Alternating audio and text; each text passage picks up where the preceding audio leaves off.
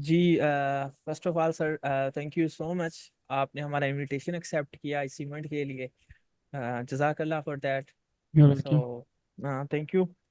सो sir, हम लोग ना बेसिकली आपके इंट्रो से हम लोग लेके जाएंगे। हम लोग फर्स्ट ऑफ ऑल आप जानेंगे कि एक्चुअली में आपका करंटली प्रोफेशन क्या है, एंड देन आप हम्म।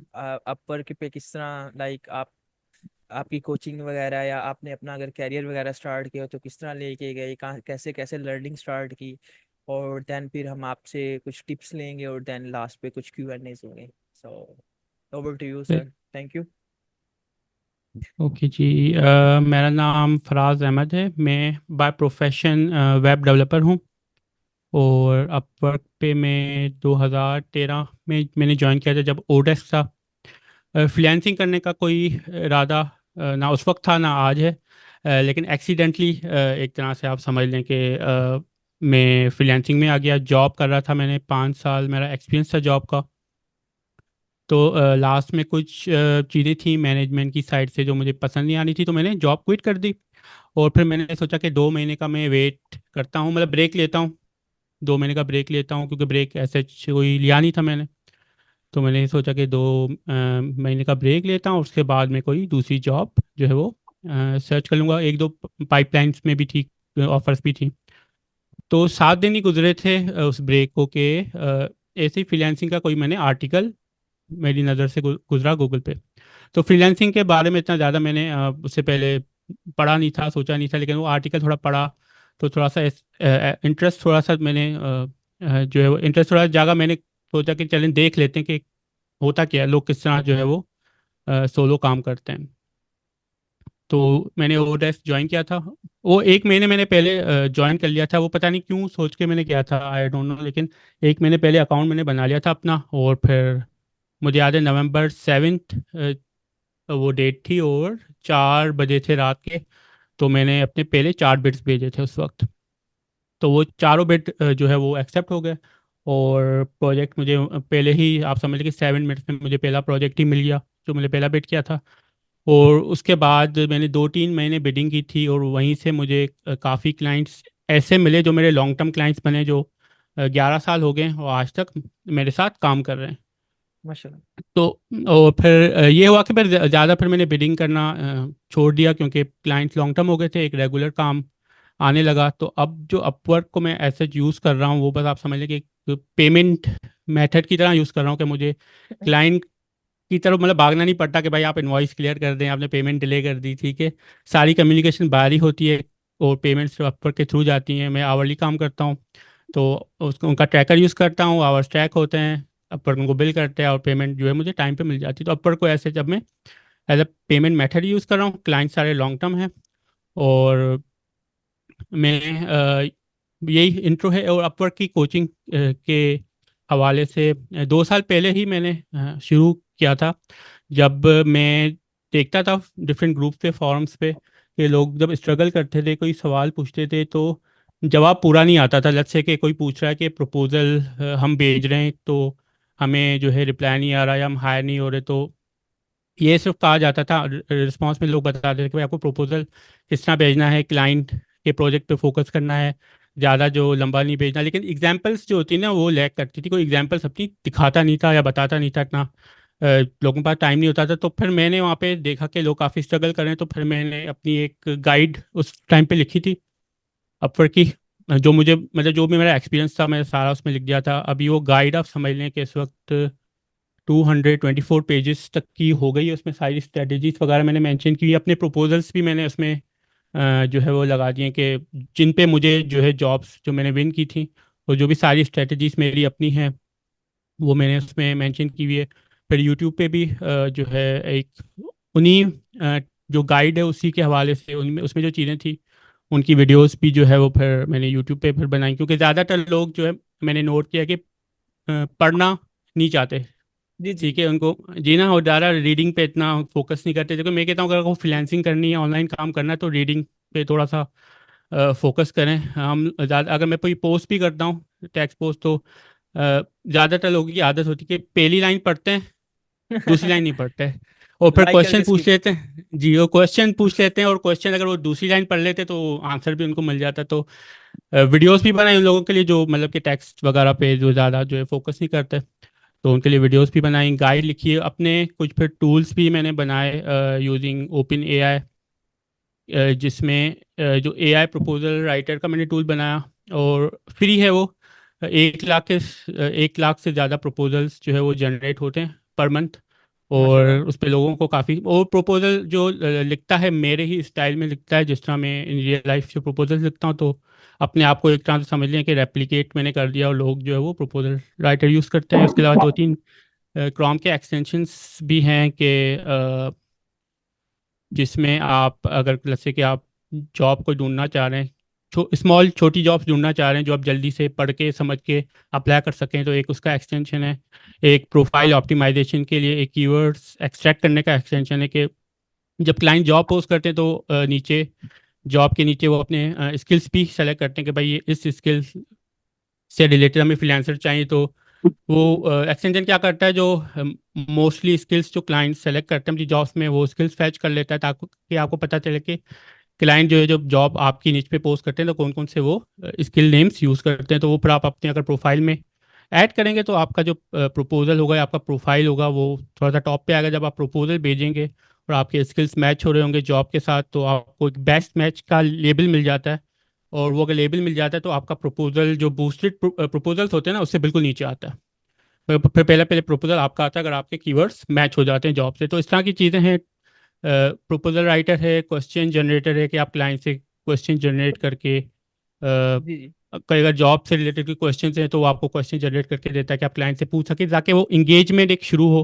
कन्वर्सेशन जब शुरू होगी, क्लाइंट आपसे बात करेगा, तभी आप जो है सेल्स क्लोज की करने की आप फिर उस तरफ जाएंगे। ठीक है, क्लाइंट अगर बात ही नहीं करेगा तो आप मैसेज बॉक्स में उसके जाएंगे नहीं, तो आप किस तरह सेल्स क्लोज करेंगे। तो क्वेश्चन जनरेटर होता है, और प्रोफाइल ऑप्टिमाइजर का एक टूल है। तो काफ़ी मैंने इस तरह टूल्स बनाए हैं लास्ट 1 ईयर में, और सारे अवेलेबल हैं वेबसाइट पे मेरी, फ्री और फ्रीली अवेलेबल हैं।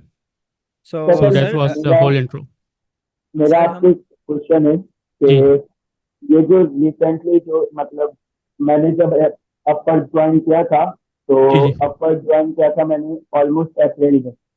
तो उस वक्त जो है बिडिंग और सब वर्क कर रही थी, अच्छी खासी वर्क कर रही थी, ठीक है। लेकिन जब लास्ट 2 मंथ से जो मेरे साथ टॉप रेटेड कुलीग भी अपर के और जो बिगनर्स भी मतलब जो अपर के स्टार्टिंग कर रहे हैं, तो सर बिडिंग इतनी वर्क नहीं कर रही। लास्ट 2 मंथ से कोई रिस्पॉन्सेस नहीं आ रहे और इनबॉक्सेस में, और हायरिंग रेट भी बहुत कम देखने को मिल रहा है। लाइक क्लाइंट जॉब पोस्ट कर देते हैं, फिर उनकी जॉब डिस्क्रिप्शन के अंदर जाके देखते तो मतलब क्लाइंट के लास्ट वीक शो नहीं होते, वरना वो प्रपोजल्स भी देखने नहीं आते। बहुत इसकी क्या वजह? इसकी 2-3 वजह हैं। एक तो वजह है कि अभी समर हॉलीडेज चल रही हैं, बहुत से लोग जो है ऑब्वियसली वो वेकेशंस पे होते हैं, देखते नहीं हैं। तो एक वो वजह है। दूसरी वजह ये कि ऑब्वियसली फ्रीलांसर्स दिन ब दिन बढ़ते जा रहे हैं। ठीक है, अपवर्क पे दिन ब दिन बढ़ते जा रहे हैं, तो ऑब्वियसली जब वो ज़्यादा लोग हो जाते हैं, ज़्यादा प्रपोजल्स एक क्लाइंट की तरफ आते हैं। मैं आपको अपना एक एक्सपीरियंस बता दूं, जब मैंने फर्स्ट टाइम जॉब पोस्ट की थी, तो अच्छा, क्लाइंट क्या करते हैं ना, सिर्फ अपवर्क पे जॉब पोस्ट नहीं करते, वो दूसरे प्लेटफॉर्म्स पे भी हैं, साथ साथ उन पे भी जॉब पोस्ट करते हैं। guru.com पे पोस्ट कर लिया, freelancer.com पे पोस्ट कर लिया। तो मैंने भी फर्स्ट टाइम जब मुझे हायरिंग करनी थी तो मैंने भी ये किया था, guru.com पे पोस्ट किया, freelancer.com पे पोस्ट किया, अपवर्क पे भी पोस्ट किया। guru.com और फ्रीलांसर से अच्छा रिस्पांस मुझे नहीं आया, मुझे उस तरह के फ्रीलांसर्स नाम नहीं मिले जिस तरह मैं चाहता था। अपवर्क से मुझे मिल गए, तो मैंने अपवर्क से हायरिंग कर ली, और फ्रीलांसर guru.com से हायरिंग नहीं की, तो वो जॉब पे कोई हायरिंग नहीं हुई। तो इस तरह भी होता है कि क्लाइंट डिफरेंट प्लेटफॉर्म्स पे जॉब पोस्ट करता है, उसको कहीं और से अच्छा उसके बजट में मिल जाता है, तो इस वजह से वो अपवर्क पे हायरिंग नहीं करता। दूसरी चीज़ ये भी होती है कि क्योंकि फ्रीलांसर्स जो है वो बढ़ते जा रहे हैं, तो एक तो प्रपोजल्स भी कभी कभी बहुत ज़्यादा हो जाते हैं। 50+ जब प्रपोजल एक क्लाइंट को मिलते हैं तो कितनों को पड़ेगा। और ज़्यादातर मैं आपको बताऊं कि 50 प्रपोजल्स अगर आप देखते हैं ना जॉब पे, तो आप ये नहीं समझे कि बहुत सारा कंपटीशन है, अब हमें अप्लाई नहीं करना चाहिए। ट्रस्ट मी, 90 to 95% प्रपोजल्स वो बिल्कुल फारिग होंगे। ठीक है, बिल्कुल भी अच्छे नहीं होंगे। तो क्लाइंट जब वो देखता है ना प्रपोजल, तो वो खुद भी अपना सर पकड़ लेता है कि मैं कहाँ पे आ गया। ठीक है, तो इस वजह से भी वो फ्रस्ट्रेट भी होता है और हायर नहीं करता। ये मेरे साथ भी हुआ है, मैंने भी एक दफ़ा पर दूसरी जब जॉब पोस्ट की थी, तो मेरे साथ भी ये हुआ था कि मुझे अच्छे फ्रीलांसर्स नहीं मिले, और जिनको मैं इनवाइट कर रहा था वो रिजेक्ट कर रहे थे क्योंकि मैं नया क्लाइंट था। ठीक है, तो फिर मैंने क्या किया, मुझे फिर वो फीचर जॉब करनी पड़ी। अपवर्क को $29 मुझे मैंने देने पड़े, पर उन्होंने ढूंढ कर मुझे दिया है फ्रीलांसर, ठीक है। तो ये चीज़ें फिर होती हैं कि फ्रीलांसर्स अच्छे प्रपोजल्स नहीं भेजते, बहुत ज़्यादा प्रपोजल आ जाते हैं, क्लाइंट को समझ में नहीं आती, वो फिर दूसरे प्लेटफॉर्म पे चला जाता है और वहाँ से फिर हायरिंग कर लेता है या बाहर से कहीं हायरिंग कर लेता है। और ये तो एक दो वजह हो गई कि तीन जैसे कि तीन चार प्लेटफॉर्म पे उसने हायरिंग की, कहीं और से उसको मिल गया, या उसने अपवर्क पे जॉब पोस्ट की, इसको उसके मतलब का नहीं मिला, ठीक है। उसका एक बजट होगा ज़्यादा जहन में, ठीक है, वो बजट का उसको नहीं मिल रहा, या जो प्रपोजल जिस तरह का वो चाह रहा था कि मेरी बात कोई सही तरीके से समझे, उस तरह का उसको फ्रीलांसर नहीं मिला। तो आप देखते भी होंगे कि मल्टीपल एक कुछ क्लाइंट्स है जो मल्टीपल जॉब पोस्टिंग करते हैं। एक ही जॉब होती है, एक ही नाम होता है, एक ही डिस्क्रिप्शन होती है, उसकी आपको तीन चार जॉब्स भी नजर आती हैं। एक तो चले हम स्कैमिंग, कुछ लोग स्कैम भी करते हैं जी इस तरह से, लेकिन ज़्यादातर लोग जो ये मल्टीपल जॉब पोस्ट कर रहे होते हैं वो इसीलिए कर रहे होते हैं कि अगर एक जॉब पे हमें कोई फ्रीलांसर नहीं मिलता जिस तरह का हम चाहते हैं, तो शायद वो दूसरी जॉब पे हमें कोई मिल जाए, तीसरी जॉब पे हमें मिल जाए, ताकि हमें वो फीचर नहीं करनी पड़े, ठीक है, वो हमें मतलब पे नहीं करना पड़े अपवर्क को के वो ढूंढ के दें। तो इस तरह भी मल्टीपल जॉब्स लोग पोस्ट करते हैं। तो कहीं और चौथी जॉब उन्होंने पोस्ट की, वहाँ से उनको मिल गया। तीन जॉब उन्होंने पोस्ट की थी, वहाँ पे उनको नहीं मिला अच्छा फ्रीलांसर, तो उन्होंने उसको वहाँ से हायरिंग नहीं की। ये एक ये वजह है। दूसरी वजह, तीसरी वजह फिर ये है कि जॉब पोस्ट करते हैं और पोस्ट करने के बाद वो मसला हल हो जाता है उनका इंटरनली, उस वजह से भी जो है पर कोई हायर नहीं करता। और जो हाँ जो मसला है वो आप समझ लें कि वो फेक जॉब्स ही होती हैं। वो लोग जो है आपस में उनकी एक अंडरस्टैंडिंग होती है कि भाई आप जॉब पोस्ट कीजिएगा, मुझे हायर कर लीजिएगा, और इस तरह मेरी जीएसएस जो है वो जो है वो इम्प्रूव हो जाएगी। तो फिर कुछ जॉब इस तरह भी होती है जिस पे आप करते हैं तो वहाँ पे भी हायरिंग नहीं होती। तो अभी तो खैर एक तरह से आप समझ लें अगस्त का महीना एंड तक आप देखिएगा, सितंबर के स्टार्ट में ये चीज़ें फिर से नॉर्मल हो जाएंगी। काफ़ी लोग जो है यूएस में मैं देख रहा हूँ कि मेरे खुद भी क्लाइंट्स हैं, तो वो भी थोड़े वेकेशंस पे हैं, थोड़ा सा इतना चीज़ें नहीं देख रहे। तो इन दो तीन महीने में चीज़ें होती हैं, और पैसे इलेक्शंस भी आ रहे हैं इनके, तो वहाँ पे भी एक चीज़ होगी, ओबीसी फ्रीलांसर्स भी बढ़ गए हैं। तो अब उसमें भी ज़्यादा ज़ाहिर है कि वो जितने लोग ज़्यादा होंगे तो आपके चांसेस कम होते जाएंगे, तो आपको फिर नई नई स्ट्रेटेजी सोचनी पड़ेंगी, नए तरीके सोचने पड़ेंगे। लेकिन इंपॉर्टेंट चीज़ सबसे इसमें ये है, जो अक्सर लोग मिस कर देते हैं, कि अगर आपने लेट्स से के 10 प्रपोजल्स भेजे हैं और आपको लेट्स से रिस्पॉन्ड, मतलब किसी पे भी उस क्लाइंट ने आपने को जो है रिस्पॉन्ड नहीं किया, आपका प्रपोजल व्यू हुआ या नहीं भी हुआ, लेकिन आपको मतलब वो किसी क्लाइंट ने हायर नहीं किया, तो करना ये चाहिए उन 10 जॉब्स पे जाएं, अपने प्रपोजल्स पे जाएं, वहाँ पे आपको नज़र आएगा व्यू जॉब लिस्टिंग का लिंक, उस पर क्लिक करें, नीचे आ जाएं। नीचे जॉब के नीचे आएंगे तो वहाँ पे आपको लिखा आएगा कि क्लाइंट ने किसी को हायर किया है या नहीं किया, जी जी। ठीक है। तो वो आप समझ लें कि आप 10 जॉब पे अप्लाई करते हैं ना, 20 या 30% पे नॉर्मल वैसे ही हायरिंग होती है, ठीक है, 70% पे हायरिंग होती नहीं है। तो अगर लेट्स से कि आपने 10 जॉब्स वो आपने अपनी देखी, उन पे हायरिंग रेट देखा, और लेट्स से किसी ने भी हायर नहीं किया, किसी भी क्लाइंट ने हायर नहीं किया, तो उस पर पैनिक होने की फिर ज़रूरत नहीं है, क्योंकि आप क्लाइंट को फोर्स तो कर नहीं सकते कि आपको हायर करे, ठीक है। पैनिक होने की ज़रूरत इसलिए नहीं है कि किसी और को भी हायर नहीं किया, ठीक है, तो इसका मतलब ये नहीं कि हमें कुछ अपने प्रपोजल में कोई कमी थी, हमें कुछ कमी थी किसी वजह से क्लाइंट ने हायर नहीं किया, ठीक है, किसी को भी हायर नहीं किया ना, तो उन जॉब से पैनिक होने की ज़रूरत नहीं है। लेकिन उन जॉब्स पे आप थोड़ा पैनिक हो सकते हैं जिसपे क्लाइंट ने किसी और को हायर कर लिया। उस सूरत में मैं कहता हूं कि भाई आप उस जॉब को देखें जिसपे क्लाइंट ने हायर किया, उसको एनालाइज करें कि आपने जो प्रपोजल भेजा है उसमें क्या कुछ इंप्रूवमेंट आ सकती थी, या वो क्लाइंट लेट्स से काफ़ी रीजंस हो सकते हैं। पहली चीज़ आप ये देखेंगे क्लाइंट ने कितनों को इनवाइट किया हुआ है। अगर लेट्स से उसने एक ही इनविटेशन भेजा है, ठीक है, एक ही इनविटेशन भेजा था, तो मोस्ट लाइकली ऑलरेडी प्लान हुआ था फ्रीलांसर और क्लाइंट के बीच में कि भाई आप मुझे ये हायर करेंगे, तभी उसने एक इनविटेशन भेजा, ठीक है। ये एक वजह हो सकती है। आप उसकी पास हिस्ट्री देख सकते हैं कि पास में उसने कितने पाकिस्तानी फ्रीलांसर्स हायर किए होंगे अपनी पास जॉब्स में जो उसे पोस्ट किए हैं। कोई एशियंस हायर किए हैं, कोई पाकिस्तान से हायर किया, हो सकता है उसने नहीं किए हों, ठीक है। उससे भी एक अंदाज़ा हो सकता है कि शायद वो अ, एक स्पेसिफिक कंट्री के साथ काम करना चाहता।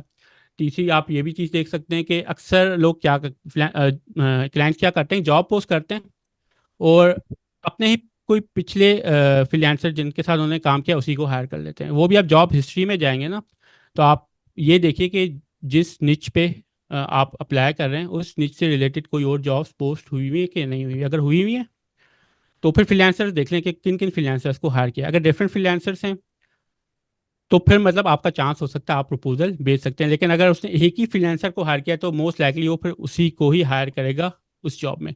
तो बेसिकली हम लोग ज़्यादातर क्या करते हैं कि हम जॉब देखते हैं, जॉब हमें अच्छी लगी, हमें लगता है कि हम ये कर सकते हैं, तो हम उस पर अप्लाई कर देते हैं। लेकिन 10 चीज़ें पहले भी देखनी होती हैं जॉब से अप्लाई करने से पहले, और जस्ट चीज़ें बाद में भी देखनी होती है, ताकि हमें पता तो चले अगर हम हायर नहीं हुए तो गलती कहाँ पे हुई है, और कौन सी ऐसी चीज़ हम इम्प्रूव कर सकते थे, या इस जॉब पे हमें प्रपोजल भेजना चाहिए था या नहीं भेजना चाहिए था। या अगर क्लाइंट जैसे हमसे जैसे उन्होंने इंटरव्यू ले लिया, फॉर एग्जांपल ऐसे इंटरव्यू तक बात पहुंच गई लेकिन हायर किसी और को कर लिया, तो फिर हमें अपनी कम्युनिकेशन देखनी पड़ेगी कि हमने क्लाइंट से कुछ ज़्यादा सवाल तो नहीं पूछ लिए कि वो बोर हो गया, वो तंग हो गया।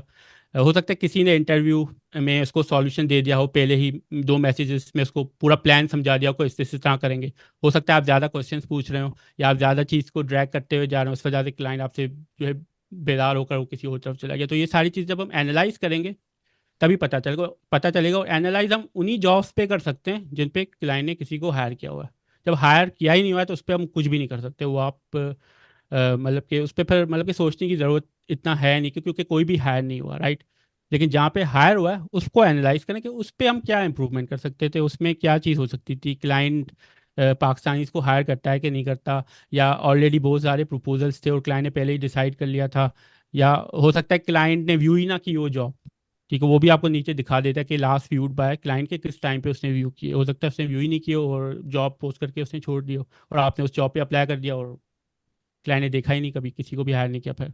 तो ये सारी चीज़ें ना मतलब छोटी छोटी चीज़ें हैं, लेकिन इसको देख कर आप अप्लाई करेंगे ना तो फिर चांसेस आपके फिर ज़्यादा जो है वो बढ़ेंगे। मतलब कि आपको इंटरव्यूज भी आएंगे, और फिर कम्युनिकेशन अच्छी होगी तो आप हायर भी होंगे। लेकिन आप सब ब्लाइंडली इस तरह प्रपोजल भेजते रहेंगे हर जॉब पे तो फिर मुश्किल हो जाएगा, क्योंकि वैसे ही हायरिंग कम होती है, 20-30% जॉब्स पे हायरिंग होती है।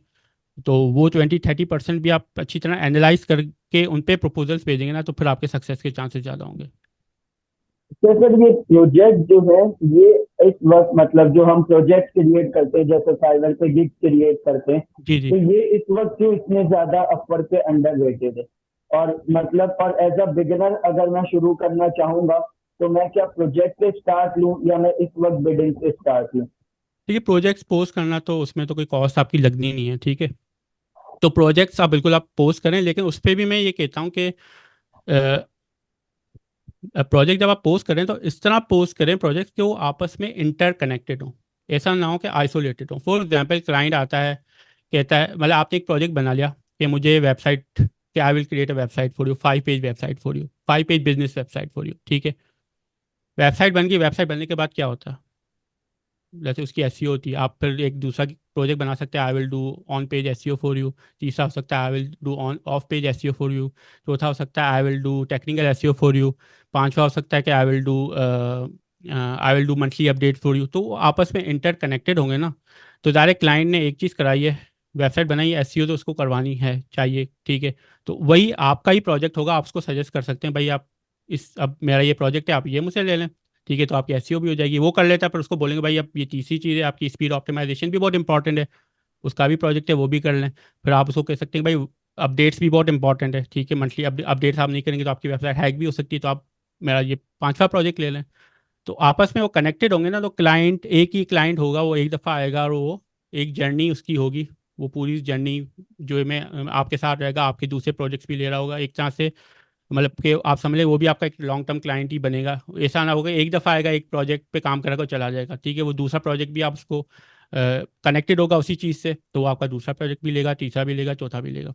तो उसमें मैं कहता हूँ कि प्रोजेक्ट्स बनाए तो आपस में इंटर कनेक्टेड हो, ठीक है। एक step one two step last step तक जो है वो, जो बीच में जो जर्नी आती है वो सारी आप कवर करें। आइसोलेट ना करें अपने आप को कि एक चीज़ बिल्कुल डिफरेंट बन रही है, एक चीज़ बिल्कुल डिफरेंट बन रही है, आपस में कोई कनेक्शन नहीं है, ठीक है। एक चीज़ पे क्लाइंट आ रहा है तो उसको दूसरी चीज़ भी चाहिए होती है।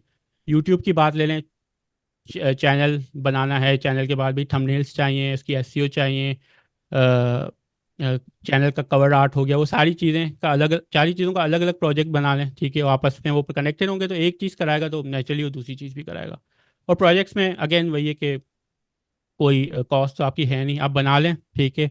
उसके बाद जिस तरह फाइवर में आप लोग मॉनिटर करते हैं कि भाई अगर इंप्रेशंस आ रहे हैं, क्लिक्स नहीं आ रहे, तो वही टाइटल चेंज करके देख लें, गिग इमेज चेंज करके देख लें। अगर वो क्लिक्स आ रहे हैं या और आपको मतलब कि ऑर्डर नहीं मिला तो वही हो सकता है डिस्क्रिप्शन में कोई मसला हो, डिस्क्रिप्शन चेंज करके देख लें, ठीक है। तो ये वही नॉर्मल फाइवर की तरह ही फिर चीज़ें होती हैं, ठीक है। लेकिन प्रोजेक्ट्स बनाए तो मैं कहता हूँ कि कनेक्टेड बनाए, एक दूसरे से कनेक्टेड हो, आइसोलेटेड ना हो। Thank you. अच्छा सर, लाइक जिस तरह मोस्टली हमारी जो ऑडियंस है इंक्लूडिंग मी, हम लोग एज एन न्यूबी एफर्ट पे जा रहे हैं, अभी इनिशियली अभी फेस ओके। स्टार्ट करने लगे हैं, ठीक है। Hmm. So sir, coming back to your journey, जब आपने अपवर्क स्टार्ट किया था तो आपने अपने आप को as a niche specific freelancer वहाँ पे मतलब अप्लाई किया था, या आपने गिग वगैरह लगाई थी या प्रोफाइल ऑप्टिमाइज की थी, जिस तरह समथिंग लाइक दैट? अगर मैं एसईओ में हूं, तो सम काइंड ऑफ मैं एक टेक्निकल एसईओ को लेके जा रहा हूँ अपवर्क पे, या मैं अपनी गेस्ट पोस्टिंग को लेके जा रहा हूँ, या लिंक बिल्डिंग को लेके जा रहा हूँ, मतलब मैं अपनी सीड एसईओ को नहीं लेके जा रहा, ठीक है। So same as it is, आपने अपनी एक पर्टिकुलर नीश वहां पे लेके गए थे, या अगर आप एज अ बिगिनर क्या मतलब सजेस्ट करेंगे लोगों को कि यार उनको क्या हम्म। मतलब किस वे से जाना चाहिए, ठीक है। ठीक है, तो सही। ये फर्स्ट थिंग। चलिए, अगर जी। बिगनर जो है, बिल्कुल जिसने अभी अभी ज्वाइन किया अपवर्क, तो उनको पहला स्टेप मैं ये बोलता हूँ कि अपवर्क एकेडमी, आप गूगल करेंगे तो अपवर्क की कुछ वीडियोस होंगी। अब छोटी सी वीडियोस हैं, उनको एक दफ़ा देख लें ताकि अपवर्क का सारा आपको एक आर्किटेक्चर समझ में आ जाए कि अपवर्क की स्क्रीन्स जो हैं वो फला स्क्रीन में क्या होता है और किस तरह वो सारी चीज़ें काम करती हैं, ठीक है।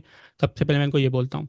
उसके बाद बिगिनर हैं अभी, आज की डेट में मैं सबको ये कहता हूँ कि आप एक स्पेसिफिक निच पकड़ें, ब्रॉड नहीं जाएं, ठीक है। एक स्पेसिफिक, अगर एसईओ की तरफ जा रहे हैं तो एसईओ में भी एक स्पेसिफिक निच पकड़ लें, उस पे अपना प्रोफाइल बनाएं। लेकिन इसका मतलब ये नहीं है कि आपको उसी की सर्विसेज सेल करनी है, ठीक है।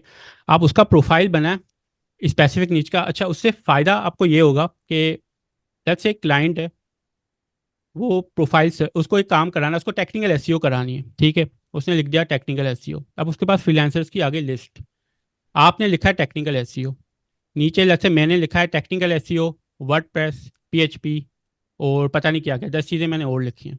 और एक तीसरा प्रोफाइल आता है, उसमें भी टेक्निकल एसईओ भी लिखा हुआ है और 10 चीज़ें और लिखी हुई हैं। एक क्लाइंट का जो माइंडसेट होगा ना, वो ये होगा कि जिसने एक चीज़ लिखी है जो मुझे चाहिए, उसने वही चीज़ लिखी है, तो वो उस काम में एक्सपर्ट ही होगा, तभी उसने ये लिखी है। बाकी उन्होंने 10 चीज़ें लिखी हैं, हो सकता है वो टेक्निकल एसईओ में एक्सपर्ट ना हो, किसी और चीज़ में हो, ठीक है। उन्होंने इतनी सारी चीज़ें लिखी हैं, जैक ऑफ ऑल ट्रेड्स है, मुझे तो एक्सपर्ट चाहिए, और एक ही बंदा है जिसने सिर्फ टेक्निकल एसईओ की बात की, तो नेचुरली क्लाइंट उसी प्रोफाइल पे आएगा, उसी से बात करेगा और उसी को इनवाइट करेगा, ठीक है। तो लेकिन इसका मतलब ये नहीं है कि आपको और चीज़ें आती हैं तो आप सेल नहीं कर सकते। वो एक आपने प्रोजेक्ट कर लिया क्लाइंट का टेक्निकल एसईओ से रिलेटेड, आप उसको अपसेल करें, उसके बाद कॉन्ट्रैक्ट खत्म हो गया, उसको अपसेल करें, उसको बताएं कि भाई मुझे ये चीज़ें भी आती हैं, ठीक है। तो वो क्लाइंट के साथ आप दूसरी कॉन्ट्रैक्ट पे दूसरे काम भी कर सकते हैं। लेकिन स्पेसिफिक जो अपना प्रोफाइल बना रहे हैं, वो स्पेसिफिक रखें तो वो ज़्यादा अच्छा है, ताकि क्लाइंट उसकी तरफ अट्रैक्ट हो। क्योंकि सर्च वो कोई भी क्लाइंट करेगा ना, एक ही चीज़ करेगा ना, मल्टीपल चीज़ें तो नहीं कर रहा होगा, जिसको जो काम करवाना है वही सर्च कर रहा होगा। आपका प्रोफाइल भी उसी पे बना है, उसी चीज़ की बात करा है जिस पे जो क्लाइंट को चाहिए, तो फिर वो आपके प्रोफाइल पे जो है ज़्यादा चांसेस हैं कि आपके प्रोफाइल पे क्लिक करेगा, उस पर क्लिक नहीं करेगा जिसने 3 4 चीज़ें मेंशन की हुई हैं। बेशक आपको 3 4 चीज़ें आती हैं, उसको उनको आप अपसेल कर सकते हैं आफ्टर गेटिंग द जॉब, जो आपने जो अपनी प्रोफाइल में जो निच मेंशन किए उससे रिलेटेड। तो ये तो मैं न्यू जो आते हैं बिगनर्स होते हैं उनको कहता हूँ कि एक ही चीज़ से स्टार्ट करें, अपने आप को कोई आप सुपरमैन ना समझें, क्योंकि बेशक आपको चीज़ें आती भी होंगी, लेकिन वो जी जी। क्लाइंट का एक माइंडसेट है ना, वो माइंडसेट डिफरेंट है। एक तरह से होता है, ठीक है। मुझे एक एक काम उसको कराना है, वो उसी की तरफ ही जाएगा, जो उस काम में एक्सपर्ट होगा वो उस तरफ जाए, उस तरफ नहीं जाएगा जो जो 10 चीज़ों पे, जिसने जो 10 चीज़ें की हुई हो, पता नहीं उस काम में एक्सपर्ट हो या ना हो, जो क्लाइंट को चाहिए, ठीक है। जी एक तो ये चीज़ होगी। अच्छा, कनेक्ट्स का एक इशू आता है कि ऑब्वियसली एक्सपेंसिव हैं और ज़ाय भी होते हैं। जैसे मैंने कहा कि 20 30% से ज़्यादा हायरिंग नहीं होती, तो आपके कनेक्ट्स ज़ाय भी होते हैं। तो उसका क्या, एक बिगनर के लिए मैं ये कहता हूँ कि अगर आपको अपवर्क पे काम करना है तो स्टार्टिंग में थोड़ा सा एक बजट में इनको बताता हूँ कि $300 तक आप अपने माइंड में रख लें कि आपको $300 इन्वेस्ट करने एटलीस्ट 3 महीनों तक। अच्छा, उसमें इन्वेस्ट किस तरह करना है कि आपको दिन में 2 प्रपोजल से ज़्यादा नहीं भेजने, ठीक है। क्योंकि होता है बिगनर्स 10 15 प्रपोजल भेज देते हैं और फिर पैनिक करते हैं कि जब रिस्पॉन्स नहीं आता, ठीक है। तो 2 प्रपोजल से ज़्यादा नहीं भेजने, मैक्सिमम चले 3, लेकिन 2 से नहीं भेजने। अच्छा, प्रपोजल्स भी उन जॉब्स पे भेजने जो वो जॉब्स हों जो एक नया क्लाइंट पोस्ट कर रहा है, ठीक है। अब इस पे भी बहुत लोग घबराते हैं कि नया क्लाइंट है, उसकी जॉब की हिस्ट्री नहीं है, उसका कोई मतलब कि पेमेंट्स उसने नहीं की हुई, तो वो स्कैमर होगा। अब ज़रूरी ना नहीं है कि स्कैमर ही हो। हर क्लाइंट जो स्टार्ट करता है नया क्लाइंट ही होता है, उसके बाद ही जो है वो जो इस्टेब्लिश क्लाइंट बनता है। तो बहुत से लोग ये घबरा कर उन क्लाइंट्स पे फोकस नहीं करते, लेकिन मैं कहता हूँ कि आप उन्हीं पे फोकस करें जिन पे मेजोरिटी नहीं करते, क्योंकि जो गोल्ड माइन जो क्लाइंट्स होते हैं ना, वो आपके न्यू क्लाइंट्स में से ही निकलते हैं, जो आपके लॉन्ग टर्म क्लाइंट्स भी बनते हैं। क्योंकि एक इस्टेब्लिश क्लाइंट है, वो जॉब पोस्ट कर रहा है ना, तो आप खुद सोचें कि क्यों जॉब पोस्ट कर रहा है उसको, क्या पहले उसने कोई किसी से काम नहीं करा है, किसी फ्रीलांसर से वो उसी के साथ काम क्यों कर रहा है, वो फिर से जॉब क्यों पोस्ट कर रहा है उसी निच पे। ठीक है, न्यू क्लाइंट्स का फायदा ये होता है, अगर लेजिट क्लाइंट है तो, अगर लेट्स से लेजिट क्लाइंट है, और एक तो आपको कंपटीशन जॉब पे मिलेगा कम, क्योंकि नए हैं लोग, ज़्यादातर इग्नोर करेंगे। तो मैं कहता हूँ कि अगर एक रास्ते पर 10 लोग चल रहे हैं, तो आप मंजिल आपकी वही होनी चाहिए, लेकिन रास्ता अलग कर लें ताकि आप वहाँ पे जल्दी पहुँच जाएं। तो न्यू क्लाइंट्स पे ज़्यादातर लोग तो बिड नहीं करेंगे, और ज़्यादातर फ्रीलांसर बिड नहीं करेंगे, कंपटीशन आपका वहीं पे कम हो गया। ठीक है, एक ये चीज़। दूसरा, मैं कहता हूँ कि रात को थोड़ा सा देर देर से करें बिडिंग। 3 बजे से 3 से 9 के बीच में अपना बिडिंग का टाइम रखें। उसका भी अगेन ये फ़ायदा होगा कि उस इतनी देर जो है वो ज़्यादातर लोग नहीं जागते, और जो एजेंसीज वगैरह भी काम करती हैं पाकिस्तान में, वो शाम को 6 से और रात के 3 बजे तक ही काम करते हैं। तो 3 बजे के बाद काफ़ी कंपटीशन आपका और कम हो जाता है। न्यू क्लाइंट्स पे फिर फ़ायदा ये होता है कि ज़्यादातर आपको वो क्लाइंट्स मिलते हैं न्यू क्लाइंट्स में। अगर हम अमेरिका की बात करें तो एक रिसर्च भी आई थी कि 22% और समथिंग, ये को ऐसा कोई नंबर था कि जो लोग हैं अपनी फुल टाइम जॉब करने के बाद अपना एक साइड पे स्टार्टअप या एक दूसरा बिजनेस जो है स्टार्ट करने की कोशिश कर रहे होते हैं, एक दूसरी जॉब भी कर रहे होते हैं, एक दूसरा अपना बिजनेस कर रहे होते हैं। ऑब्वियसली वो लोग 9 to 5 से जॉब कर रहे होंगे, शाम को ही अपना कोई दूसरा बिजनेस स्टार्टअप उस पर काम करेंगे, तो उनका शाम हमारे वही रात के 3 बजे ही होगा, उनका 5-6 होगा, हमारा 3 बजे ही से ही उनकी उनकी शाम शुरू होगी। तो उसमें से अगर कोई क्लाइंट आपको मिल गया, आपने बिड किया, आप उस क्लाइंट ने आपको हायर कर लिया, और आपने उसका काम, मैं कहता हूँ कि उसको ओवर डिलीवर करें। एक चीज़ मांगिए, उसको थोड़ा सा और बेहतर करके दें, उसको और बेहतर करके दें, उसको अच्छी एडवाइस दें उसके बिजनेस के बारे में, ताकि फिर ये होगा कि उसका पहला एक्सपीरियंस ही, अगर आपके साथ पहला एक्सपीरियंस एक पहले फ्रीलांसर के साथ उसका इतना अच्छा हो गया, उसको फिर दूसरा काम जब उसके पास, अच्छे उसके पास दूसरा काम भी होगा, तो वो किसके पास जाएगा? वो फिर नया तो हायर नहीं करेगा, ज़्यादा चांसेस हैं कि तो आप ही के पास आएगा कि इसने मेरा इतना अच्छा काम कर दिया, इतनी अच्छी जो है उसने मुझे सर्विस दी है और एक्स्ट्रा चीज़ें करके दी हैं, अच्छी एडवाइस दी है।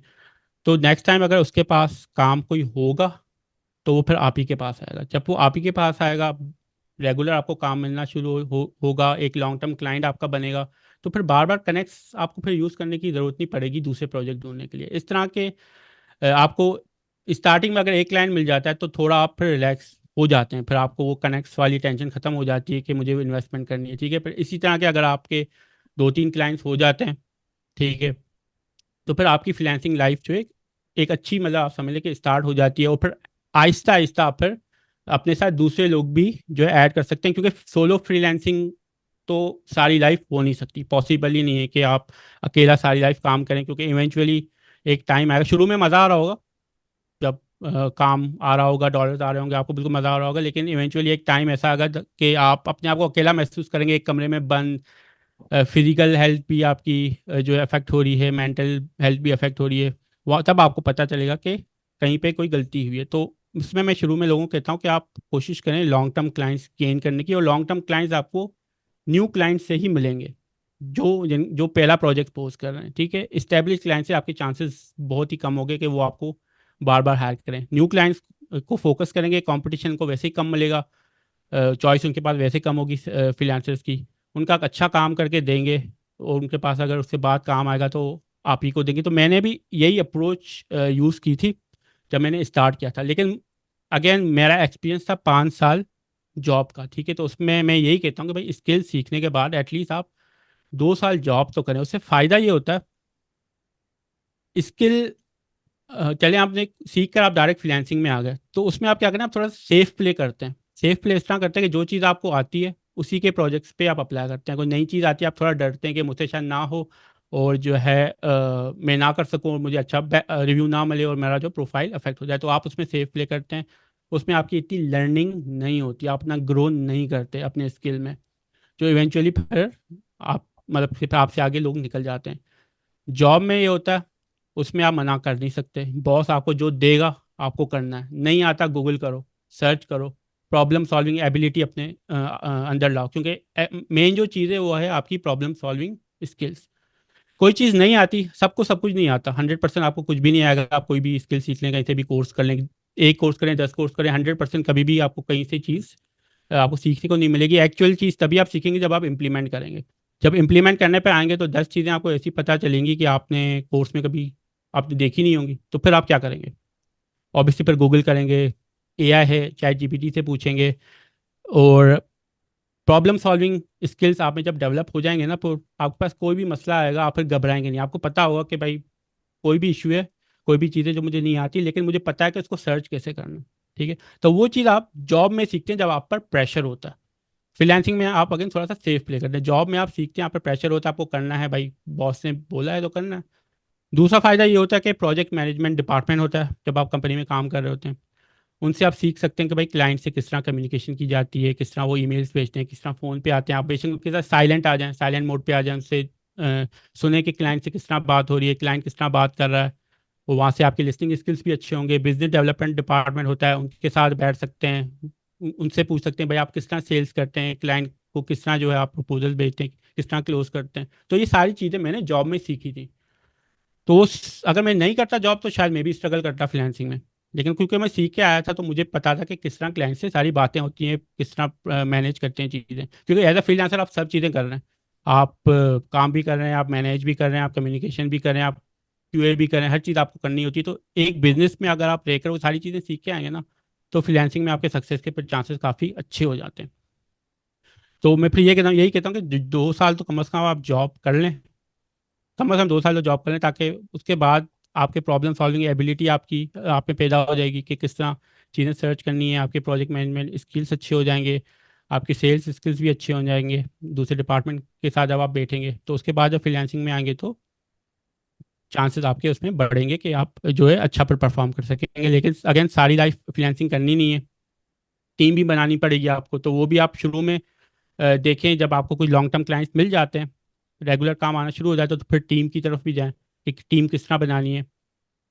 और अगेन टीम बनाने के लिए भी ज़्यादा लोग ये सोचते हैं कि हमें कोई ऑफिस रेंट पे लेनी होगी और फिर जो है या ख़रीदनी होगी, फिर उसमें इक्विपमेंट्स खरीदना, इलेक्ट्रिसिटी, वायरिंग, सारी वो चीज़ें अ, सब लोग नहीं कर सकते। सब लोग का माइंड इस तरह जो है इन चीज़ों में नहीं जाता है। तो कोई मसला नहीं, आप रिमोट एजेंसी खोल सकते हैं, रिमोटली भी काम कर सकते हैं। मैं पर्सनली भी रिमोट एजेंसी ही चला रहा हूँ, मैं कोई ऑफिस लेकर नहीं चला रहा, क्योंकि मेरे बस की बात नहीं है टू वेरी ऑनेस्ट। लेकिन रिमोट एजेंसी में हम लोग काम कर रहे हैं, 7-8 डेवलपर्स हैं, 3 साल के साथ काम कर रहे हैं, चीज़ें अच्छी तरीके से जा रही हैं। तो लेकिन इवेंचुअली आपको फ्रीलांसिंग से निकलना होगा और जाना पड़ेगा टीम वर्क पे। टीम आपको हायर करनी पड़ेगी और आपको फिर जो है वो लोगों के साथ मतलब काम करना पड़ेगा। बेशक आप इंट्रोवर्ट भी हो, आप समझते हैं कि इंट्रोवर्ट हूँ मैं, मुझे लोग पसंद नहीं है, मैं नहीं कर सकता, लेकिन वो आपको करना पड़ेगा। आप थोड़ी सी कंफर्ट जोन से आपको बाहर आना पड़ेगा, क्योंकि फ्रीलांसिंग आप सारी लाइफ नहीं कर सकते, आपको टीम की तरफ जाना ही जाना पड़ेगा।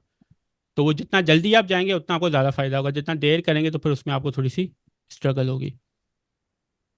और फिर ये भी है कि मैं कहता हूँ चलें, अगर आप फ्रीलांसिंग में आपने कोशिश कर ली, आपने रात को 3 बजे बिडिंग कर ली, न्यू क्लाइंट्स को भी आपने बिड कर दिया, आपने 2-2 प्रपोजल्स रोज़ के भेज के आपने देख लिए। अच्छा, प्रपोजल्स भी मैं शुरू में ये कहता हूँ कि छोटी जॉब्स पे भेजें, बड़ी जॉब्स पे ना भेजें। छोटी जॉब से भेजेंगे जल्दी हो जाएंगी, और क्लाइंट का भी आपको पता चल जाएगा कि किस तरह का क्लाइंट है। अगर दूसरा काम देता है तो मुझे करना चाहिए या नहीं करना चाहिए। ठीक है, एक बड़ा प्रोजेक्ट आप ले लेंगे, लेट्स से $1000 का प्रोजेक्ट ले लिया आपने, प्रोजेक्ट के बीच में क्लाइंट के साथ आपकी कुछ अनबन हो गई, क्लाइंट थोड़ा सा गुस्से में हो गया, उसने आपको बुरा रिव्यू दे दिया, क्योंकि जॉब का डॉलर वैल्यू ज़्यादा थी। तो जब जॉब की डॉलर वैल्यू ज़्यादा होती है तो जीएसएस पे भी उतना ही नेगेटिवली अफेक्ट होता है। तो इसलिए मैं कहता हूँ कि छोटी जॉब्स ले लें। स्कैमर भी निकला, कोई मसला नहीं है, छोटी जॉब थी, नेगेटिव रिव्यू भी दे दिया, चलें छोटी जॉब थी, कोई ज़्यादा फर्क नहीं पड़ेगा। लेकिन आपने शुरू में ही बड़ी जॉब ले ली और उसमें मसला हो गया, तो फिर जो है वो आपका जैसे इतना नेगेटिव उस पर अफेक्ट आएगा, तो फिर उसको फिर इम्प्रूव करना थोड़ा सा फिर मुश्किल हो जाता है। तो स्मॉल जॉब से स्टार्ट करें, 2-3 जॉब्स करें, जीएसएस आपका 100% लेके आएँ, 100% जीएसएस आ जाएगा, तो फिर आप जो है वो मजीद फिर मिड साइज और लॉन्ग टर्म जॉब्स पे भी फिर आप अप्लाई कर सकते हैं। मेरा सवाल एक और था, वो ये जी था कि अगर मुझे जो है, मैं एज अ बिगिनर हूँ और जी मुझे पहला क्लाइंट ही बिल्कुल बिल्कुल लो पेइंग क्लाइंट मिलता है, जिससे मुझे मतलब इतना मतलब एक डिजायरेबल प्रॉफिट भी मुझे नहीं मिल रहा होता है, ठीक है। तो फिर भी मुझे अगर रिव्यूज की जरूरत है, तो फिर मैं अगर रिव्यूज के लिए वो प्रोजेक्ट करूंगा, या फिर मैं उस प्रोजेक्ट को छोड़ दूंगा अगर मुझे कुछ बच ही नहीं रहा फिर भी? नहीं, ये माइंडसेट नहीं नहीं रखना, देखें। ये माइंडसेट आप उन क्लाइंट के साथ सॉरी, उन क्लाइंट के साथ रख सकते हैं जो स्टेब्लिश क्लाइंट्स हैं, पुराने क्लाइंट्स हैं, ठीक है। अगर वो आपको इस तरह का कोई प्रोजेक्ट दे रहे हैं तो फिर आप इग्नोर कर सकते हैं। लेकिन कोई नया क्लाइंट है ना, उनको उनके लिए कर लें काम। मेरे सारे प्रोजेक्ट्स $5 वाले से शुरू हुए थे, $5, $6, $15, वो आज $1 लाख से ऊपर बैठे हैं। टास्क एक था, एक ही टास्क था, वही प्रोजेक्ट था, खत्म हो गया। लेकिन क्योंकि मैंने काफ़ी अच्छे तरीके से करके दिया तो क्लाइंट ने कहा कि और भी मेरे पास काम है, आप करोगे? मैंने कहा हाँ करूँगा। तो वो फिर काम होते होते होते वो $5 वाला प्रोजेक्ट $1 लाख क्रॉस कर गया, ठीक है। $6 पर आवर से मैंने अपनी जर्नी स्टार्ट की थी। तो वो $6 भी आहिस्ता आहिस्ता बढ़ के $35+ हो गए। तो कभी ये नहीं देखिएगा कि प्रॉफिट मेरा जो नहीं हो रहा, नहीं बच रहा।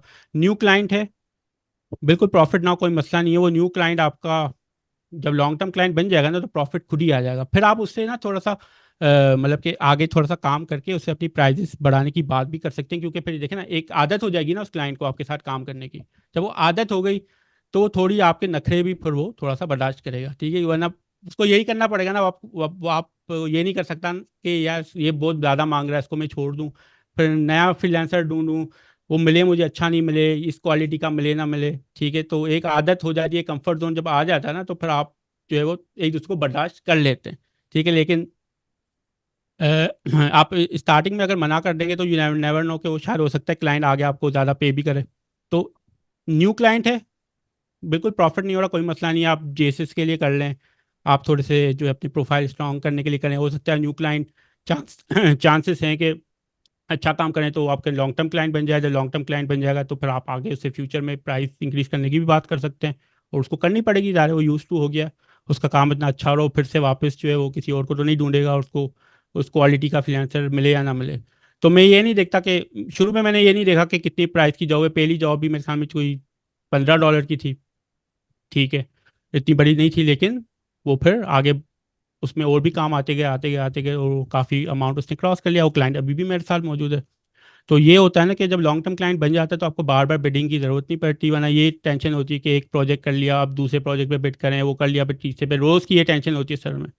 तो वो खत्म हो जाएगी आपकी जब ये लॉन्ग टर्म आपका क्लाइंट बन जाता है। और आगे आप जब काम उसके साथ करेंगे तो प्राइस भी आप इंक्रीज कर सकते हैं, और वो हो जाती है। मेरे सारे क्लाइंट के साथ यही एक्सपीरियंस हुआ कि कम प्राइस पे स्टार्ट किया था, लेकिन आज मैंने जब जब बढ़ाने की बात की है उन्होंने इंक्रीज किया, बिकॉज क्वालिटी पता है ना उनके कि उनको पता है कि कितनी क्वालिटी का काम हमें मिल रहा है, तो फिर वो नहीं जाएंगे कहीं और। Great sir. एक ना नए जो एज अ बिगिनर्स जो चीज़ हम लोग फेस करते हैं कि लाइक अगर हमें फर्स्ट क्लाइंट मिलता है या किसी के साथ हमारी डील होती है तो सर जी कम्युनिकेशन गैप की वजह से भी डील क्लोज होने से रह जाती है। अगर हम लोग जी। उस पे मीटिंग पे जा रहे हैं या हमारी पहली डिबेट है या कन्वर्सेशन है उस बंदे के साथ, हम्म। सो आप हमें कुछ कम्युनिकेशन जी। स्किल्स के बारे में कुछ टिप्स दे दे दो। Thank you. देखिए, टेक्स्ट कम्युनिकेशन अगर हो रही है तो वो तो आजकल बहुत आसान है। आप चैट जीपीटी को ही अपना टेक्स्ट, मतलब आप चैट जीपीटी को ये बोल सकते हैं कि मैं क्लाइंट के साथ कम्युनिकेट कर रहा हूँ, क्लाइंट ने ये मुझे बोला है, वो आप पेश कर दें क्लाइंट की कन्वर्सेशन। पर आपकी जो भी टूटी फूटी इंग्लिश है आप उसमें लिख दें कि मैंने ये लिखा है, तो मेरा रिस्पॉन्स आप थोड़ा सा इंप्रूव कर दो, तो आपको रिस्पॉन्स इंप्रूव करके दे देगा, ठीक है। और आप एज इट इज तो नहीं, लेकिन उसमें भी आपको कुछ चीज़ें देखनी पड़ेंगी। उसको मजीद आप ये बोल सकते हैं कि इसको सिंप्लीफाई कर दो। मतलब कि इंग्लिश जो है, एवरीडे इंग्लिश वर्ड्स जो होते हैं उसमें लिख दो, ताकि वो अपने जो वर्ड्स वो ऐड करता है, इससे पता चल जाता है कि एआई का लिखा हुआ है, ठीक है। तो आप वो चीज़ें करके आप टेक्स्ट कम्युनिकेशन तो बड़ी इजी है, ठीक है।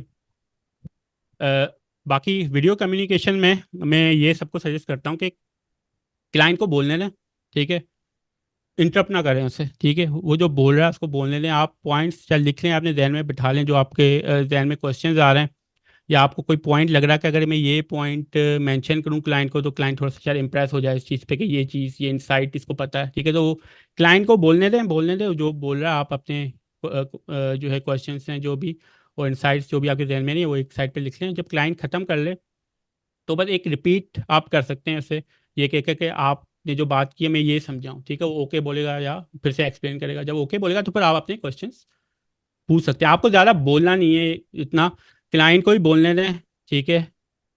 फिर जो क्वेश्चंस आपके आते हैं वो एक आप 1 to 1 से पूछते रहें। कोई इंसाइट आपके जहन में आती है वो आप पूछते हैं, तो उसमें ऐसा इश्यू नहीं होगा। क्योंकि हम जब हमारे कम्युनिकेशन में ये होता है ना ज़्यादा कि जो टेक्निकल हम लोग नॉर्मली अगर कन्वर्सेशन करें किसी के साथ तो वो फिर थोड़ा सा मसला होता है, लेकिन जब अपनी फील्ड की बात होती है, जो टेक्निकल वर्ड्स हमें पता होते हैं कि भाई ये चीज़ें होती है, तो उसमें कम्युनिकेशन थोड़ी सी ईजी होती है। पर आपको ये करना है कि क्लाइंट को इंटरप्ट ना करें, उसको बोलने दें, एंड में उससे एक एक करके अपना सवाल पूछ लें। ठीक है, जो आप और जो कोई इंसाइट आपके जहन में आती है वो पूछ लें। तो ये एक फार्मूला मैं खुद भी यूज़ करता हूँ और दूसरों को भी बताता हूँ कि आप इस तरह कर लें, क्लाइंट को शुरू में बोलें, बीच में इंटरप्ट ना करें। कोई आपको कोई समझदारी दिखाने की ज़रूरत नहीं है, बीच में आप इंटरप्ट करके अपना इनपुट देने की कोशिश करें, कोई ज़रूरत नहीं है उसमें। क्लाइंट्स की बात पूरी तरह सुनें, जो सवाल आपके ध्यान में आते हैं एंड में बस रिपीट कर लें प्रोजेक्ट उसके साथ, कि जो आपने समझा है उसने वही बोला है कि कुछ और बोला है, वो क्लियर हो जाएगा। फिर जो क्वेश्चंस आपके पास आते हैं वो एक एक दफ़ा पूछें। और अगर कोई आपके ध्यान में कोई इंसाइट आती है, कोई ऐसी चीज़ आती है कि जिसको आप समझते हैं कि मैं क्लाइंट को बोलूँगा, जो क्लाइंट ने नहीं सोची हुई, तो शायद वो इम्प्रेस हो जाए उससे, तो वो फिर उससे चीज़ आप मेंशन कर लें। सो बस ये एक चीज़ होती है कम्युनिकेशन की। बाकी कम्युनिकेशन इंप्रूव कैसे करनी है, ऑब्वियसली आपको बुक्स पढ़नी पड़ेंगी। आपको जो है रिटन में जितना आप लिख सकते हैं, आप रिटन तो खैर एक एआई आपका काम उसमें कर देगा, आप खुद लिख कर एआई को बोल सकते हैं कि भाई आपकी मिस्टेक्स को निकाल ले। वर्बल कम्युनिकेशन में आप मूवीज़ देख सकते हैं। आप जो है आपस में चलें, कम्युनिकेशन तो खैर मुश्किल हो जाएगी, अगर आपको कोई लोग मिलते हैं जो आपस में आप इंग्लिश कम्युनिकेट कर सकें तो आप करें, लेकिन मूवीज़ देखें, सीरीज़ देखें। और जो है बस यही हो सकता है कि जितना आप जो है आप देखेंगे सुनेंगे दूसरों को बोलते हुए, तो उतनी आपकी कम्युनिकेशन भी अच्छी होगी। और मतलब कि आप ये भी कर सकते हैं ना कि आप वीडियो रिकॉर्डिंग कर लें, बेशक किसी और को ना दिखाएं।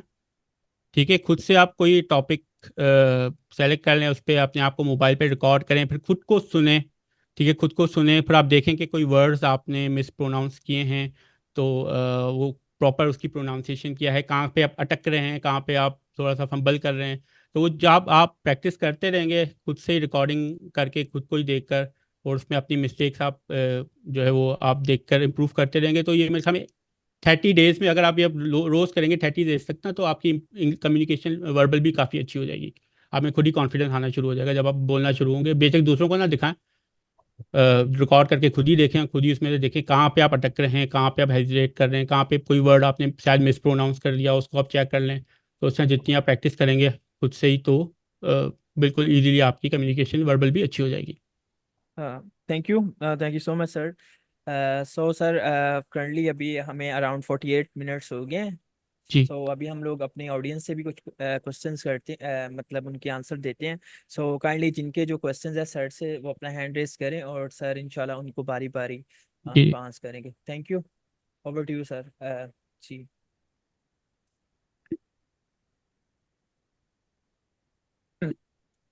जी, Nomidu, if I pronounce wrong you brother, sorry to say that। Sir आप काइंडली उन्हें अनम्यूट कीजिएगा, जी, सो मैं ताकि इस- वो। जी, हम्म, आप होस्ट हैं।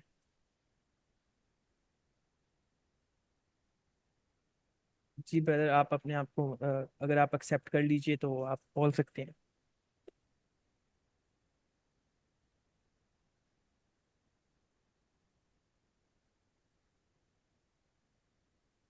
आई थिंक वो यहाँ पे बैठे नहीं है या नहीं हो रहा, वो कह रहे हैं। मैंने आस्क टू अनम्यूट तो मैंने क्लिक कर दिया ऑप्शन।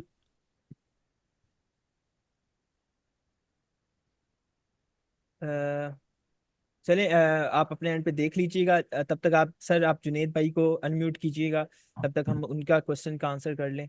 सो देन, ताकि क्योंकि काफ़ी ज़्यादा जी अस्सलाम कस्टमर्स वालेकुम ऑडियंस। सर, मेरी आवाज़ आ रही है आपको? जी जी, आपकी आवाज़ आ रही है। सर अस्सलाम, सबसे पहले वालेकुम। सबको सलाम हो गया। और हम आपको यूट्यूब पर देखते रहते हैं, लेकिन आज आपके साथ लाइव सेशन के साथ मेरा क्वेश्चन ये है कि समटाइम्स क्लाइंट्स जो है ना, उनकी लैंग्वेज थोड़ी अलग होती है, यानी कि यूएसए की थोड़ी अलग तरीके से बोलती हैं और दूसरे जो हम्म। है ना वो अलग तरीके से बोलती हैं। तो रिसेंटली मेरी एक एक सिंगापुरियन क्लाइंट के साथ थोड़ी मेरी मीटिंग थी। तो उसकी मुझे इंग्लिश समझ नहीं आ रही थी, यानी कि वो कुछ बोलता था और बस मुझे दो तीन उसके लफ्ज समझ आते थे और बाकी मुझे समझ नहीं आता कि ये क्या बोल रहा है। तो उस हम्म। प्रॉब्लम की मैं कहता था कि मैं इस बंदे को कैसी आवाज समझूं। मैं उसे फिर दोबारा कहता था कि मेरे आप ना इसको रिपीट करो। तो हम्म। वो शायद ये समझ गया कि ये बंदा न्यू है, इसको मेरी बात समझ नहीं आ रही। तो ये प्रॉब्लम कैसे सॉल्व हो सकता है? क्या इसके मुझे क्या करना होगा? यानी कि यूएसए के जो समझ आ रहे थे समटाइम, मगर सिंगापुर को वे शौ शौ शौ लगा रहता है, उनको कुछ समझ ही नहीं आती उनका। अब इसका तो कुछ क्या नहीं जा सकता। ऑब्वियसली कुछ एक्शंस होते हैं जो नहीं समझ में आते, और दो तीन वर्ड समझ कर ही हम उसको फिर चीज़ बाकी कॉन्टेक्स्ट उसका समझते हैं। आप आप ये कर सकते हैं, आप ये ना करें कि बार बार रिपीट करने के लिए उसको बोलें। आप खुद से जो है, जो आपको भी बात समझ में आई है ना, वो आप या तो उसको ये बोले कि आपने जो बोला है मैं वो रिटन में लिख देता हूँ, जो भी हमारी मीटिंग हुई है। तो मैं सारे रिटन में लिखकर आपको मैं एक डॉक्यूमेंट दूंगा, आप उसमें करेक्शन कर लीजिएगा अगर कोई चीज़ जो है मैंने जो है समझी नहीं है, या कोई चीज़ में आपको मज़ीद एक्सप्लेन करना है, ठीक है। तो वो आपको जो समझ में आता है वो आप रिटर्न में लिखें, क्योंकि ये भी करना रिटर्न में वैसे लिखना तो वैसे भी हमें होता है एंड में, ठीक है। जब हम सर प्रोजेक्ट कर रहे होते हैं तो रिटर्न में वैसे भी लिखना होता है, ताकि वो ऑन पेपर पे तो चीज़ें ना, वो कॉल तो ख़त्म हो गई, वो तो किसी ने बाद में नहीं देखनी, लेकिन रिटर्न में चीज़ रहेगी, हमारे सामने स्कोप रहेगा, तो आगे जो है प्रॉब्लम नहीं आएगी। तो उसको आप ये बोल सकते हैं कि जो भी आपको समझ में आया आप रिटर्न में उसको बोलेंगे, मैं रिटर्न में लिखता हूँ सारी चीज़ें, आपको भेजता हूँ वो डॉक्यूमेंट। उसको आप देख लें, अगर उसमें कोई करेक्शन आपको करनी है या कोई चेंजेस हैं, ठीक है, या मैं कुछ नहीं समझाऊँ तो आप उसको उसमें करेक्ट कर लीजिएगा। तो इस तरह आप कर सकते हैं कि ताकि वो माइंड भी ना करे, और जो है वो फिर ज़ाहिर वो टैक्स उसके पास जाएगा तो उसमें वो चेंज भी कर लेगा क्लाइंट टैक्स में ही, तो आपकी जो जो भी जो है कंफ्यूजन होगी वो क्लियर हो जाएगी। ठीक हो गया।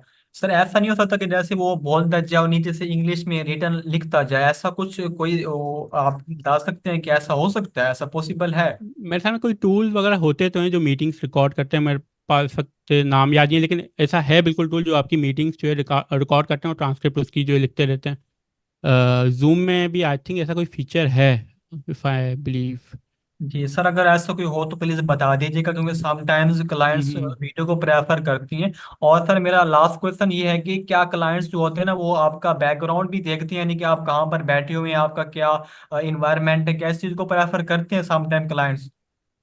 नहीं, ऐसा नहीं करते कोई लोग, नहीं इतना नहीं करते ज़्यादातर। आप यूँ समझ, ज़्यादातर लोग नहीं करते हो। अगर आप बैकग्राउंड की अगर कंट्री से बात करें कि भाई किस कंट्री में है, तो नहीं, वो ज़्यादातर क्लाइंट्स नहीं करते। उनको एक क्वालिफाइड इंसान चाहिए। जब मीटिंग में आप आ जाते हैं, आप उससे बात कर रहे होते हैं ना, तो फिर सारी चीज़ें फिर बेमायना हो जाती हैं कि बैकग्राउंड क्या है, जो है किस कंट्री से है, क्या कर रहा है वो। फिर आप जब बात उससे करते हैं, अगर आप स्किलफुल हैं, उसको कन्विंस कर लेते हैं, उसको लगता है कि भाई आप में वो चीज़ें हैं जो उसको प्रोजेक्ट में चाहिए, तो फिर बाकी चीज़ें से कोई फ़र्क नहीं पड़ता। ठीक है sir, bundle of thanks sir, बहुत शुक्रिया सर आपका। जी वेलकम। जी, thank you so much Junaid भाई क्वेश्चन करने के लिए। So sir Ghulam Murtaza second number पे, वो उन भाइयों ने हैंड जी, रेस किया है, तो काइंडली आप सर उन्हें म्यूट कीजिएगा सो वो अपना क्वेश्चन कर सकें। क्या है क्या है? जुनेद भाई आप अपने आप को म्यूट कीजिएगा, थैंक यू। इनको म्यूट कर दिया मैंने। कहाँ गए गुलाम मुर्तज़ा भाई? आई थिंक वो ऑफलाइन हो गए हैं। चलिए सर, थर्ड वन पे हमाद भाई हैं, आप उन्हें ले लीजिए। चलिए हमाद भाई, आपको अनम्यूट कर दिया मैंने।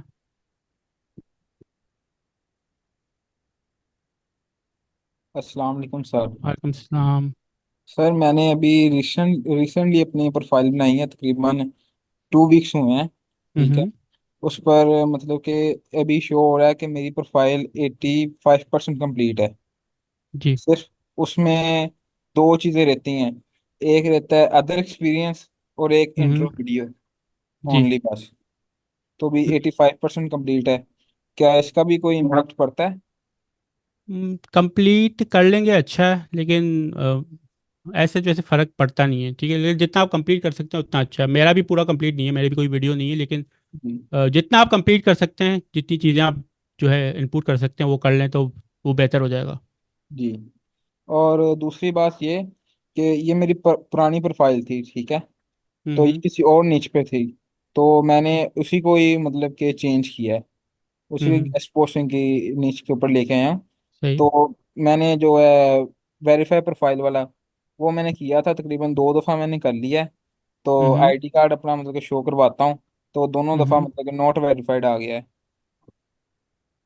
तो क्यों, उसकी वजह भी बताई होगी ना आईडी कार्ड में, मतलब नाम तो डिफरेंट नहीं है कहीं? या नहीं, जो प्रोफाइल पिक्चर जो आपकी लगी हुई है, शायद वो आईडी कार्ड से थोड़ी सी मैच नहीं करती हो, इससे भी फ़र्क पड़ता है। वो देख लें आप। ये भी हो सकता है। तो और प्रोफाइल पिक्चर भी दूसरा पुरानी हो शायद, तो और मैच नहीं कर दूसरा रहा। अभी तक मतलब कि 0 प्रोफाइल व्यूज हैं उस पर। जी। तो प्रपोजल्स कितने भेजे आपने?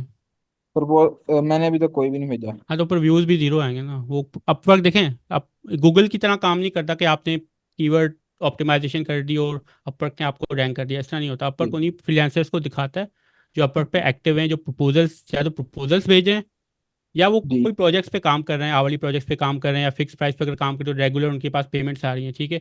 तो अपवर्क से उन्हीं फ्रीलांसर्स को प्रमोट करता है, उनको प्रमोट नहीं करता जी जो कुछ भी नहीं करे। ज़्यादा वो अगर इनएक्टिव फ्रीलांसर्स को प्रमोट करेगा और जी क्लाइंट जी लग से उनको इनवाइट कर रहे होंगे और उनको क्लाइंट्स को रिस्पॉन्स नहीं आ रहा होगा, तो क्लाइंट्स फिर फ्रस्ट्रेट होकर कहीं और चले जाएंगे। तो अपवर्क उन्हीं को प्रमोट जी करेगा जो एक्टिव है फ्रीलांसर। अगर तो प्रपोजल्स आप भेजना शुरू करेंगे ना, तो आप देखिएगा आपके जी व्यूज़ भी फिर ऊपर जाएंगे। ठीक, चलिए शुक्रिया बहुत बहुत। वेलकम। थैंक यू अमाद भाई। सर थर्ड वन हमारे पास ये पाइयन नोमिडो, if I am sorry brother अगर आपको मैं प्रोनाउंस गलत कर रहा हूँ। जी। हेलो अस्सलाम वालेकुम। वालेकुम सलाम। वालेकुम। आवाज़ मेरी प्रॉपर आ रही है सर? जी जी बिल्कुल प्रॉपर आ रही है।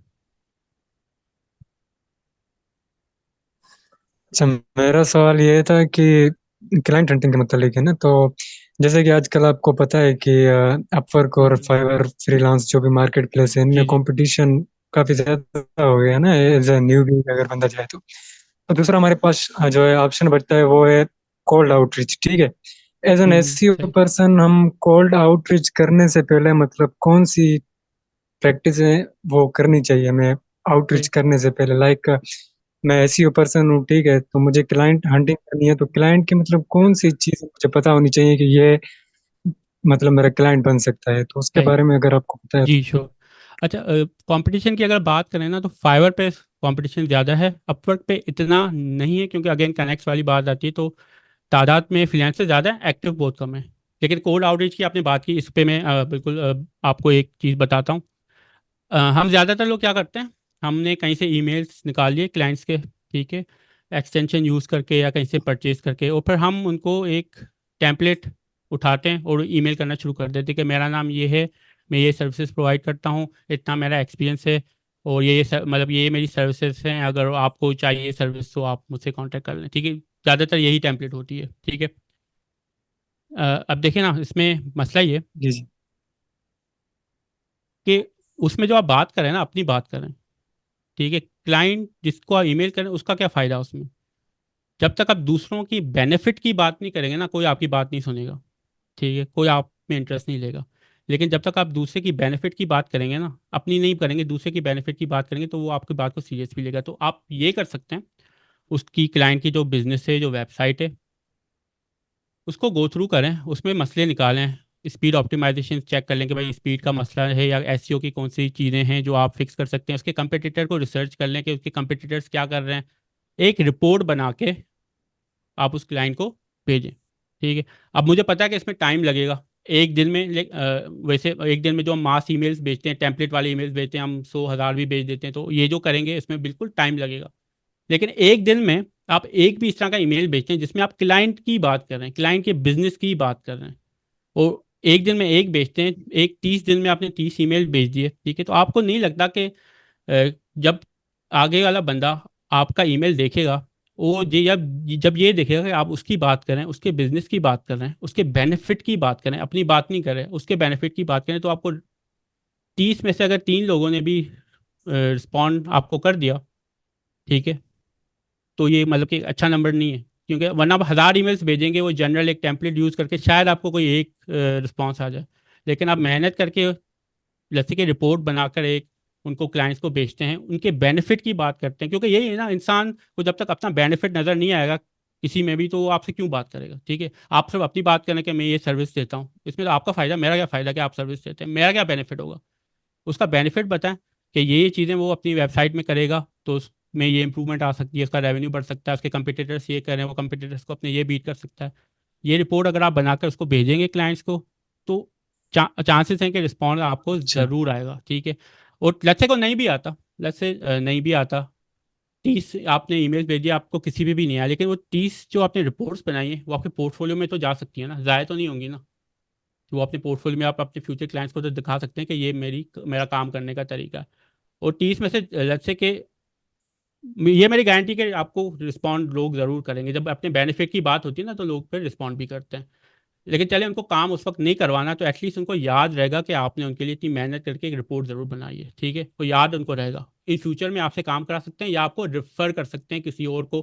कहीं कभी किसी उनके फ्रेंड ने पूछ लिया कि भाई मुझे कोई चाहिए, तो उसको आपका नाम याद होगा, ठीक है, कि उसने मुझे ये रिपोर्ट बना के दी थी अच्छी, इसने अच्छे सजेशन दिए थे, तो आपको रेफर भी कर सकता है। तो इस तरह करना है, इस तरह नहीं करना कि आप एक जनरल ईमेल बना के सबको वही सेम ईमेल भेजते रहें और आप दुआ करें कि भाई कोई ना कोई रिस्पॉन्ड आ जाए। ठीक है, एक आप अब लेकिन आप स्पेसिफिक सिर्फ क्लाइंट के बेनिफिट की बात कर रहे होंगे ना अपने ईमेल्स में, बिल्कुल उसमें टाइम लगेगा। एक ईमेल भी आप अगर रोज़ भेज देना तो उसमें आपको ज़्यादा फायदा होगा। लेकिन आप इतना 1000 ईमेल्स भेजेंगे तो फिर इतना उसमें आपको जो, क्योंकि वो सारे लोग भेज रहे होंगे ना, वो सब लोग उसी तरह करते हैं। आपने कभी, आप खुद भी अगर ईमेल्स अगर आपने चेक करें तो आपको भी इतना स्पैम चीज़ें आ रही होती हैं जिसमें लोग अपनी सर्विसेज सेल कर रहे होते हैं। आप भी इंटरेस्ट नहीं लेते होंगे, आप भी उसको आर्काइव करते होंगे, डिलीट करते होंगे, ठीक है। लेकिन कोई नई चीज़ अब आएगी कि उसको अपना फ़ायदा नज़र आएगा किसी ईमेल में शुरू में कि मेरे बेनिफिट की बात हो रही है, तो फिर ज़रूर इंटरेस्ट लेंगे आप में, वरना फिर इंटरेस्ट नहीं लेगा कोई भी।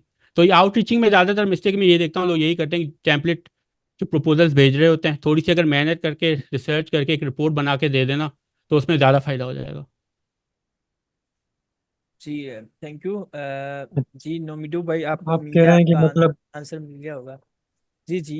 आंसर में, अच्छा आपका मतलब ये है कि मतलब जिस भी क्लाइंट को मैं आउटरीच करूं पहले उसकी वेबसाइट को सेमरश जी पे किसी भी टूल पे जो हाँ, है किसी ऑडिट भी टूल करके। में जी बिल्कुल ऑडिट करके उसको कुछ भेजे तो सही, उसका फ़ायदा तो उसको में नज़र आए, ठीक है, उसको अपना फ़ायदा नज़र आएगा तभी वो बात करेगा, ठीक है। आपने ही फ़ायदे की आप बात करेंगे कि मेरी सर्विस हायर कर लें, मुझे हायर कर लें, तो कोई आपसे क्यों बात करेगा, ठीक है। लोगों के फ़ायदे की बात करेंगे ना तो हर कोई आपकी बात सुनेगा।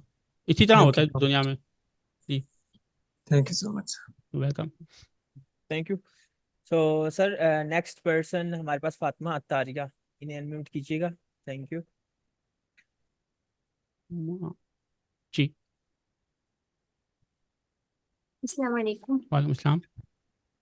सर। सबसे पहले तो मैं ये कहूँगी कि अभी वो जुनेद भाई क्वेश्चन कर रहे थे कि उन्हें लैंग्वेज का पता नहीं चल रहा था कौन सी लैंग्वेज, तो अगर हम गूगल पे जाके इस तरह सर्च कर ले डिटेक्टिव लैंग्वेज तो इंग्लिश, जैसे मेरा एक ब्राजील का क्लाइंट था तो मुझे समझ नहीं आया वो किस लैंग्वेज में बात कर रहा है, तो मैंने जब गूगल पे सर्च किया मुझे पता लग गया चाहे पोर्तुगीज लैंग्वेज, फिर नेक्स्ट जब मैं सर्च करती हूँ तो पोर्तुगीज टू इंग्लिश सर्च कर रहे थे वो मुझे पता लग जाता है। नहीं, वो टेक्स्ट कम्युनिकेशन में तो आप कर सकते हैं, वो वर्बल कम्युनिकेशन की बात कर रहे हैं, उसमें किस तरह आप सर्च कर रहे होंगे उसकी बात, वो बात कर रहा है आप उसको सर्च करें, वो थोड़ा मुश्किल हो जाएगा।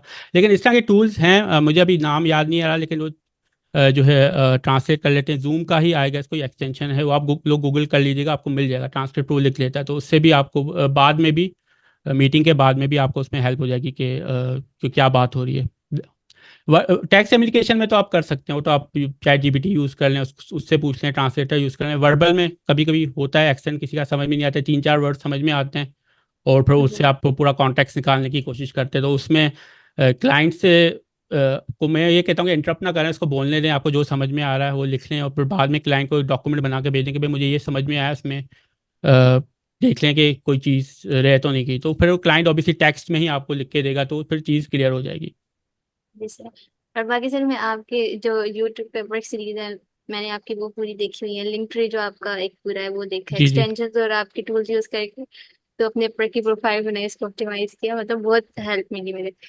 तो मैंने ये पूछना था कि अब मैंने प्रपोजल करना स्टार्ट किए थे, लेकिन जो क्लाइंट होते हैं वो वर्क हिस्ट्री को भी देखते हैं कि इसने पास में कितना काम है, कितने क्लाइंट हम्म, सारे रेटिंग रिव्यूज देखते हैं, तो अब हमारे पास वर्क हिस्ट्री तो है नहीं हर नहीं बिगनर नहीं के नहीं, पास। ट्रस्ट मी, नहीं देखते, मैं आपको बता दूं, नहीं देखते इतना, नहीं देखते वर्क हिस्ट्री, ठीक है। स्पेशली जब मैं न्यू क्लाइंट्स की बात करता हूँ ना, वो आपकी दो चीज़ें देखते हैं, आपकी प्रोफाइल पिक्चर, आपका प्रपोजल, ठीक है। अगर प्रोफाइल पिक्चर ठीक है, मतलब मैं प्रोफाइल पिक्चर में भी ये कहता हूँ कि थोड़ा सा स्माइल लेके आए, बहुत से लोगों की ऐसी पिक्चर्स होती है कि वो देख कर ही नेगेटिव वाइब आ रही होती है, ठीक है। तो प्रोफाइल पिक्चर मैटर करती है, थोड़ी सी पॉजिटिव वाइब आ रही है उसमें, ठीक है, कि एक प्लेजेंट में अगर उससे बात करूँ तो एक प्लेजेंट बंदा है वो, ठीक है। तो प्रोफाइल पिक्चर इंपॉर्टेंट है और आपका प्रोपोजल इंपॉर्टेंट है। अगर प्रोपोजल अच्छा है, क्लाइंट उसमें कन्विंस हो गया, तो प्रोफाइल और आपके जो नीचे पोर्टफोलियो वो मैटर इतना नहीं करता। पोर्टफोलियो मैटर बताऊँ किस में करता है, इस तरह भी नहीं है कि सर सब नीचे में नहीं करता। फॉर एग्जांपल अगर कोडिंग वाली जॉब है कोई, अगर वेब डेवलपमेंट करें तो उसमें इतना मैटर नहीं करता, मैटर करता है एसईओ में, डिजिटल मार्केटिंग में, ग्राफिक्स में, उसमें मैटर करता है, ठीक है। तो उसमें अगर जैसे आपका पोर्टफोलियो है ही नहीं, जैसे आप डिजिटल मार्केटर हैं, ठीक है, तो उसमें मैं यही कहता हूँ कि भाई मार्केटर हैं तो आप किस तरह के मार्केटर के, क्लाइंट आपको क्यों काम देगा, वो तो आपसे नंबर्स पूछेगा ना, आपसे सेल्स फिगर्स पूछेगा कि आप मुझे ये बताओ कि आपने कितने बिजनेसेस की मार्केटिंग की है, क्या नंबर्स लेके आए, क्या सेल्स लेके आए, अगर वो आपके पास नहीं होगा तो कोई भी आपको काम नहीं देगा, ठीक है। उसके लिए फिर मैं यही कहता हूँ कि खुद से या तो जी। आप खुद से जो है दो तरीके होते हैं, या तो आप कहीं पे जॉब कर लें एज एन इंटर्नी अगर मिल जाती है तो, ठीक है, या जूनियर लेवल पे कहीं पे जॉब मिल जाती है तो वो कर लें, या आप खुद से लोगों को ऑफर करें, छोटे बिजनेसेस को, कि मैं आपके लिए मार्केटिंग करती हूँ, आपको मुझे पे करने की कोई ज़रूरत नहीं है, आप मुझे ये बताएं कि कितने कस्टमर्स आप हैंडल कर सकते हैं, ठीक है। वो कस्टमर्स मैं आपके लिए लेके आऊँगी, आप मुझे सिर्फ कमीशन दे दीजिएगा, ठीक है। फिर उसमें मार्केटिंग आपको ऑब्वियसली अपने पैसों से करनी है, क्योंकि आपके पास पोर्टफोलियो है नहीं ना, कोई आप पे इन्वेस्ट क्यों करेगा, ठीक है। जी। तो आपने पैसों से इन्वेस्ट करें, एड्स चलाएं, उनको कस्टमर्स लेके दें, वो आपको कमीशन मिलेगी, वहाँ से आप कमीशन मिलेगी, आप मजीद री इन्वेस्ट करके अपनी इनकम ग्रो करें, उनको और कस्टमर्स लेके दें, और कमीशन आएगी, और इन्वेस्टमेंट आपके पास आएगी, और उसको मतलब री इन्वेस्ट करें और ग्रो करें, तो इस तरह आपकी इनकम भी उस एक प्रोजेक्ट से बढ़ सकती है, पोर्टफोलियो भी आपका बन गया। जब आपके इस तरह पोर्टफोलियो बन जाएगा तो फिर आप जो है वो पिच कर सकते हैं दूसरों को कि भाई ये देखें, मैंने अपने क्लाइंट्स के लिए ये जो मार्केटिंग की ये नंबर्स लेके आए हूं, तो फिर दूसरे लोग फिर आपसे इंटरेस्टेड भी होंगे बात करने के लिए, वरना मार्केटर्स के पास अगर कुछ भी नहीं है दिखाने को तो कोई फायदा नहीं है, ठीक है। आजकल मैं ये काफ़ी देख रहा हूँ जनरली कि लोग या तो वर्डप्रेस की तरफ जा रहे होते हैं या मार्केटिंग की तरफ जा रहे होते हैं। मार्केटिंग को लोग ये समझते हैं कि बस हम एड्स चलाना सीख लेंगे, हमें बस एड्स चलाने तो मार्केटर बन गए, लेकिन बहुत सारी उसमें चीज़ें होती है, सिर्फ एड्स नहीं चलाने होते। मैं ये भी कहता हूँ कि मार्केटिंग अगर आप स्टार्ट करें तो एक स्पेसिफिक बिजनेस पकड़ लें, पहले वहाँ से शुरू करें, उस बिज़नेस को अच्छी तरह समझें कि वो बिज़नेस में काम कैसे होता है, किस तरह की ऑडियंस होती है, किस तरह की चीज़ें जो है क्रिएटिव लोगों को उसमें पसंद है, किस तरह वो बिज़नेस होता है, किस तरह कहाँ उनकी ऑडियंस कहाँ कहाँ पे रहती है, उस एक बिज़नेस को अच्छी तरह समझ के एक्सपर्ट बन के सिर्फ उसी बिजनेस से स्टार्ट करें, एक जनरल डिजिटल मार्केटर ना बन जाए, ठीक है। उस एक स्पेसिफिक बिजनेस से स्टार्ट करें, उसमें एक्सपर्ट बने, ताकि उसमें आपकी एक समझ लें कि आपकी एक ब्रांड बन जाएगी, कि किसी को भी उस इंडस्ट्री में अगर मार्केटिंग करानी है तो उनको आपका नाम पता होगा। तो स्टार्टिंग में इस तरह करें कि एक स्पेसिफिक बिजनेस पकड़ के उस पर मार्केटिंग करें, ठीक है, लोगों को अप्रोच करें, जो वो बिजनेस करते हैं उनको फ्री में मार्केटिंग करके दें, तो कमीशन ले लें, ठीक है, उनसे कहें कि मुझे आप कमीशन दे दीजिएगा, आपको मुझे कोई एक्स्ट्रा फीस देने की ज़रूरत नहीं है। तो जब लोग देखेंगे भाई कस्टमर्स हमारे पास आ रहे हैं फ्री में, हमें कुछ मेहनत नहीं करनी पड़ी, सारी मेहनत इन्वेस्टमेंट आपकी, आपको सिर्फ कमीशन देनी है, तो लोग आपको फिर अलाउ भी करेंगे, ठीक है आप हमारे बिजनेस पे काम कर सकती हैं। तो इस तरह भी आपको एक तरह से क्लाइंट मिल जाएगा, ठीक है, अगर आप अच्छी मार्केटिंग कर लेंगे, कमीशन आपके ऊपर आ रही है, इसको आप इन्वेस्ट करते जाएं, और कस्टमर जितने कस्टमर लेके आएंगे उतनी आपकी कमीशन होगी, उतनी आपकी इनकम ग्रो होगी।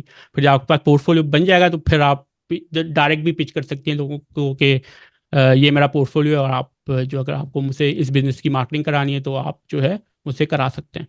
और फिर अगेन जैसे मैं शुरू में बात की कि एक स्पेसिफिक अपवर्क पे अगर काम करें तो एक स्पेसिफिक निच पे ही रहें तो बेहतर है, तो मार्केटिंग में भी इसी तरह ही करें कि एक इंडस्ट्री पकड़कर उसी पे प्रोफाइल बना कि मैं सिर्फ इस इंडस्ट्री की मार्केटिंग करती हूँ, ताकि कोई कस्टमर क्लाइंट आता है सर्च करता है उसको, उसका बिजनेस भी वही है और उसी बिजनेस के बारे में सर्च कर रहा है, फ्रीलांसर ढूंढ रहा है, जब उसको वही चीज़ आपके प्रोफाइल में नजर आएगी, बाकियों में सब लिखा होगा digital marketer, digital marketer, digital marketer, आप में वो उसी स्पेसिफिक बिजनेस की बात लिखी होगी, तो वो नेचुरली इंक्लाइन होगा आप ही की तरफ आएगा वो, ठीक है, तो ये भी आपको उसमें फायदा होगा।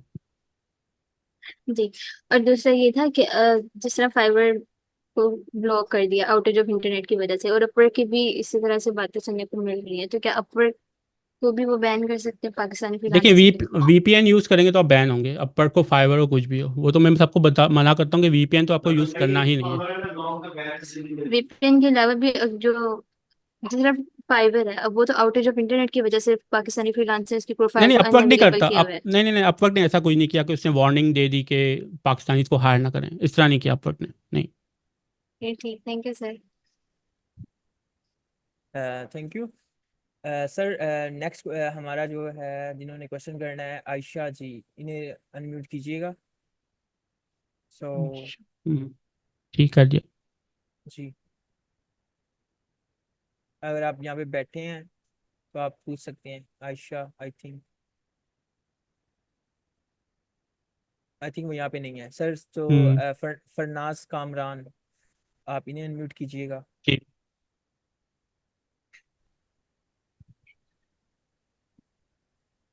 अस्सलाम वालेकुम सर। वालेकुम सलाम। आवाज आ रही है आपको जी मेरी? जी बिल्कुल आवाज़ आ रही है। अच्छा, मुझे आवाज नहीं आ रही। हेलो। जी बिल्कुल आपकी आवाज़ आ रही है।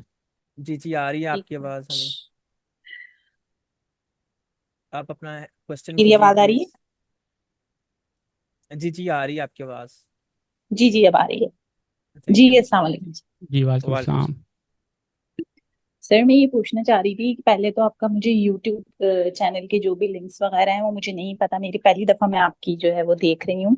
जी तो काफी मुझे अच्छा लगा आपका ये सेशन सर के साथ जो है। और थैंक यू। दूसरा सर, अभी आप कह रहे थे ना कि आपने कुछ प्रॉम्प्ट्स वगैरह जो है वो बनाए हैं कुछ मतलब लाइक पोर्टफोलियो वगैरह का, जो अगर वो आप जी शेयर जी कर दें हमारे साथ तो प्लीज। जी मेरी वेबसाइट पे आप जाएंगे तो आपको वहाँ पे टूल्स के सेक्शन में मिल जाएंगे, Faraz the web guide dot com है। उस पर आप जाइएगा तो टूल्स का मेन्यू होगा, उसमें आपको मेरे सारे एआई के जो टूल्स हैं अपवर्क से रिलेटेड वो आपको मिल जाएंगे। क्रोम एक्सटेंशंस हैं दो, वो भी आपको मिल जाएंगे। अपवर्क की मेरी गाइड है वो भी आपको वहाँ पे मिल जाएगी। तो सारी चीज़ें अपवर्क की आपको जो मैंने बनाई हुई है आपको सारी वहाँ पे मिल जाएंगी, Faraz the web guide dot com. Sir की वेबसाइट का लिंक और यूट्यूब का लिंक ग्रुप में भी डाल दिया जाएगा, सो आप लोग वहाँ से जाके विजिट करें, सब्सक्राइब करें सर को, क्या फॉलो करें मल्टीपल चैनल्स पे भी। सो इंशाल्लाह वहाँ से आप उन सर ठीक की prompts, e books, each and everything वहाँ से गेट कर सकते हैं। ठीक है सर, मेरा क्वेश्चन ये था कि मैं पहले कंटेंट राइटिंग करती थी, तो अब मैं जो है वो गेस्ट पोस्ट की तरफ शिफ्ट हुई हूँ। काफी हम्म मैंने वेंडर साइट्स भी जो है वो अप्रोच की हैं। अब जब क्लाइंट अपवर्क पे आता है तो उसकी स्पेसिफिक निचेज होती हैं, लाइक अगर कोई कह रहा है कि हमें स्किन से रिलेटेड जो है वो वेबसाइट्स चाहिए, तो हम्म मुझे ये बात समझ में नहीं आती है कि हमारे पास पहले से वो वेबसाइट्स होनी चाहिए या हम प्रपोजल उसको भेज दें, उसको अप्रोच करने, मतलब वो वेबसाइट अगर हमारे पास ना भी हो रिलेटेड टू जो वो मांग रहा है, उसके बगैर भी हम प्रपोजल भेज सकते हैं उसको। प्रपोजल तो आप भेज सकती हैं, लेकिन प्रोजेक्ट आ गया तो फिर क्या करेंगी? अच्छा, नहीं प्रोजेक्ट तो ये कहता है कि मतलब हम वो हमें टाइम नहीं देगा, मतलब वो हमसे मांगेगा कि आपके पास जो भी वेबसाइट है वो आप हमें शो करें। नहीं ज़रूरी नहीं है कि मांगे, ठीक है। ज़रूरी नहीं है आप नहीं, वेबसाइट तो मेरे ख्याल में हम नहीं दे सकते ना, ये तो एक तरह से अब उसको पता चल जाएगा तो खुद भी तो कर सकता है ना। नहीं लॉन्ग मतलब स्टैट्स शो करने होते हैं ना हाँ कि इस नहीं मतलब वेब। वो तो नहीं, वो तो शो करने, मैंने अभी बताया ना, मार्केटिंग या किसी एसईओ की कोई भी आप काम करेंगे ना, स्टैट्स तो उसमें आपको शो करना है, उसके बगैर तो आपको कोई भी प्रोजेक्ट नहीं देगा। अच्छा। एसईओ और डिजिटल मार्केटिंग में तो स्टैट्स का ही सारा खेल है। जब नंबर्स आप शो करेंगी, रिजल्ट्स दिखाएंगी अपने पास, तभी लोग आपके साथ मतलब कि बात करने में इंटरेस्टेड होंगे। वरना बातें तो देखिए इजी है ना, हर कोई कर सकता है, हर कोई बोल सकता है कि मुझे 50 साल का एक्सपीरियंस है, मैंने 1000 वेबसाइट बनाई है। जब आप दिखाने पे आएंगे तो आपका कुछ भी नहीं होगा। तो असल चीज़ सारी वो शो करने की होती है कि आप शो करें कि आप वाकई नंबर्स आप लेके आए हैं, सेल्स फिगर्स लेके आए हैं कि नहीं। तो मार्केटिंग एसईओ में तो बहुत ये चीज़ इंपॉर्टेंट है। जैसे मैंने कहा कि लोग मार्केटिंग की तरफ ज़्यादा इसलिए जा रहे हैं कि वो समझ रहे हैं कि हम एड्स चलाना बस हमने आ गया तो हमें मार्केटिंग आ गई, इस तरह नहीं है, ठीक है। काफ़ी से मेहनत लगती है, तो रिजल्ट्स होना तो बिल्कुल ज़रूरी है, उसके बगैर तो काम नहीं बनेगा। तो सर अगर वो वही वेबसाइट जो वो जिस निच से रिलेटेड वो वेबसाइट मांग रहा है वो मेरे पास नहीं है, लेकिन जिस रीसेलर के साथ मैं काम कर रही हूँ उसके हम्म। पास है, तो मैं भेज सकती हूँ उसको। हाँ तो आप भेज सकती हैं, जिसके साथ आप मतलब at the end of the day अगर आप उसका प्रोजेक्ट कंप्लीट कर लेती हैं, आपके पास हर चीज़ है, तो फिर तो कोई मसला नहीं है ना। ठीक है सर, ठीक है, बस सर यही पूछना था मुझे, क्योंकि मैं कंफर्म नहीं था कि इसको भेजना चाहिए कि नहीं भेजना चाहिए, इस वजह से काफी प्रोडक्ट्स जो थे वो चले जाते थे। नहीं वो नंबर्स तो आपको दिखाने पड़ेंगे, कुछ ना कुछ रिजल्ट जी तो जी, दिखाना स्टैट्स तो पड़ेगा। जी दिखाने पड़ेंगे, जी जी जी जी। जी। ठीक है sir, thank you so much, thank you welcome. जी thank you Farnaz. So Ayesha को सर अगर अनम्यूट दोबारा कीजिएगा, अगर वो यहाँ पे बैठी हैं, ठीक है, वरना सर आप मोहम्मद रहमान भाई को अनम्यूट कर सकते हैं।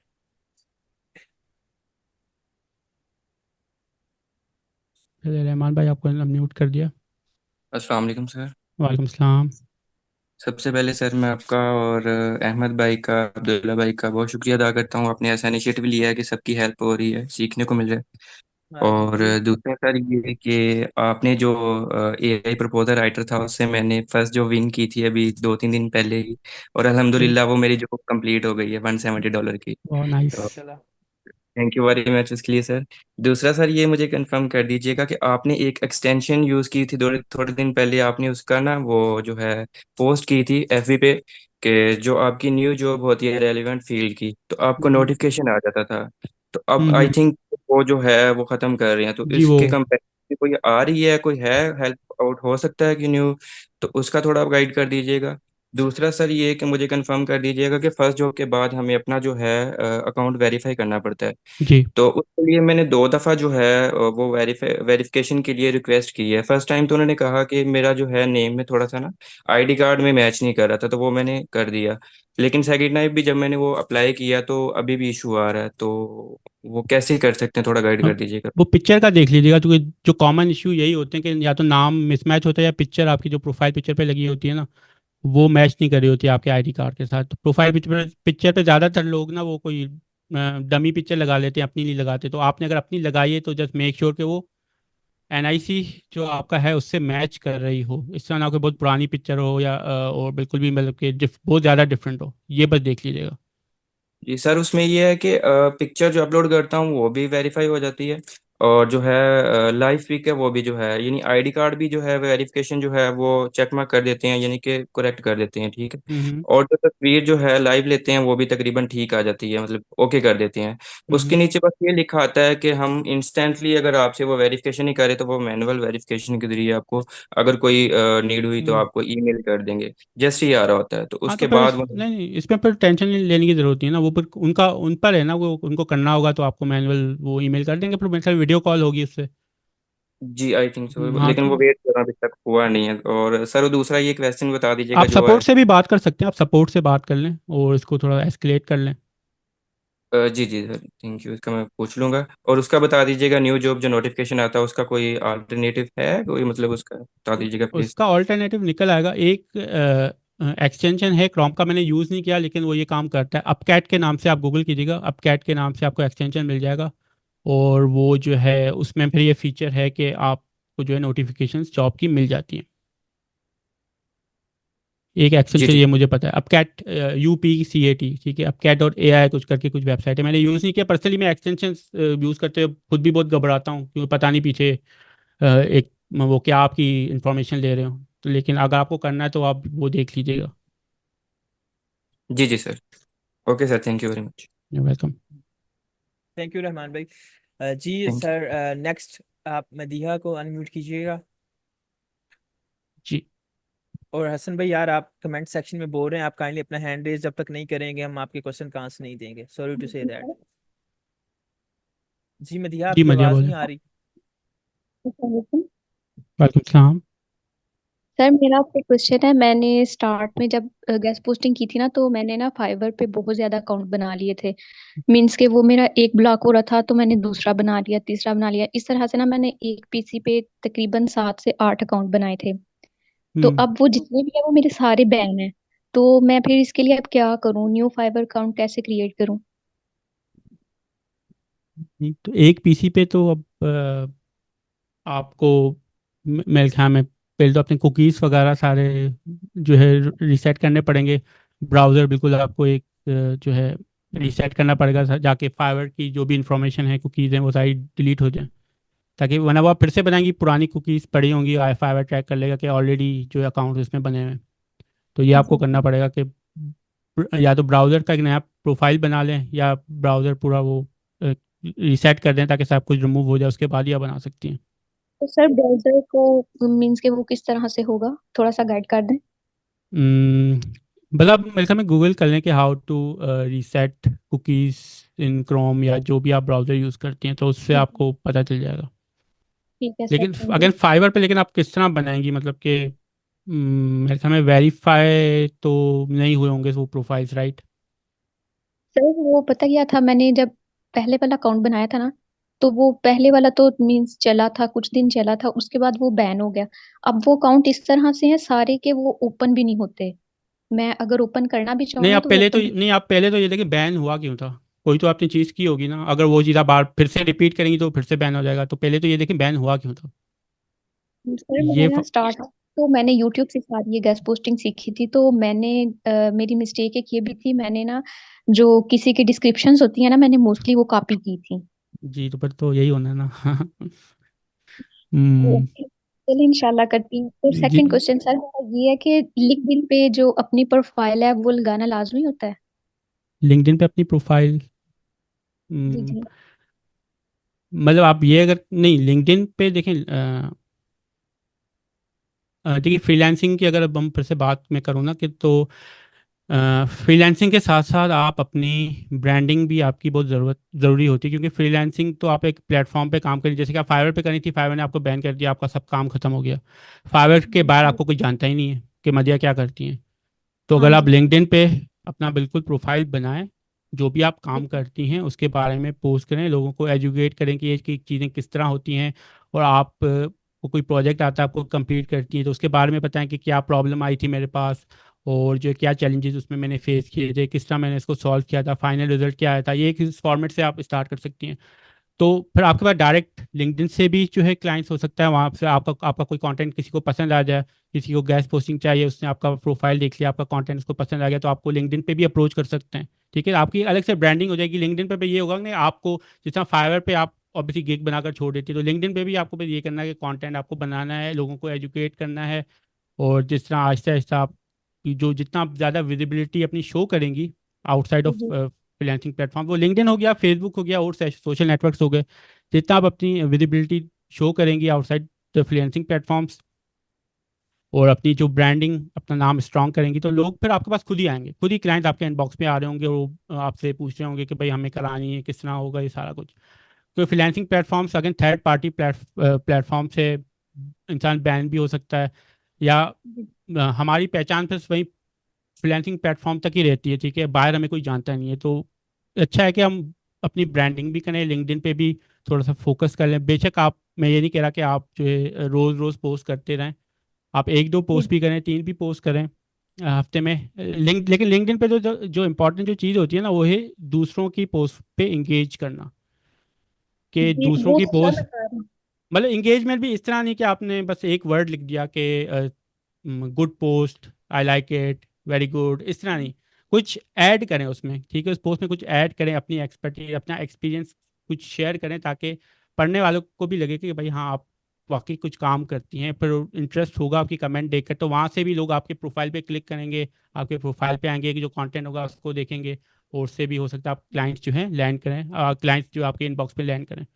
तो ये बहुत फिर इंपॉर्टेंट है, ब्रांडिंग अपनी ज़रूर करें। फ्रीलांसिंग प्लेटफॉर्म्स अच्छे हैं, बिल्कुल अच्छे हैं।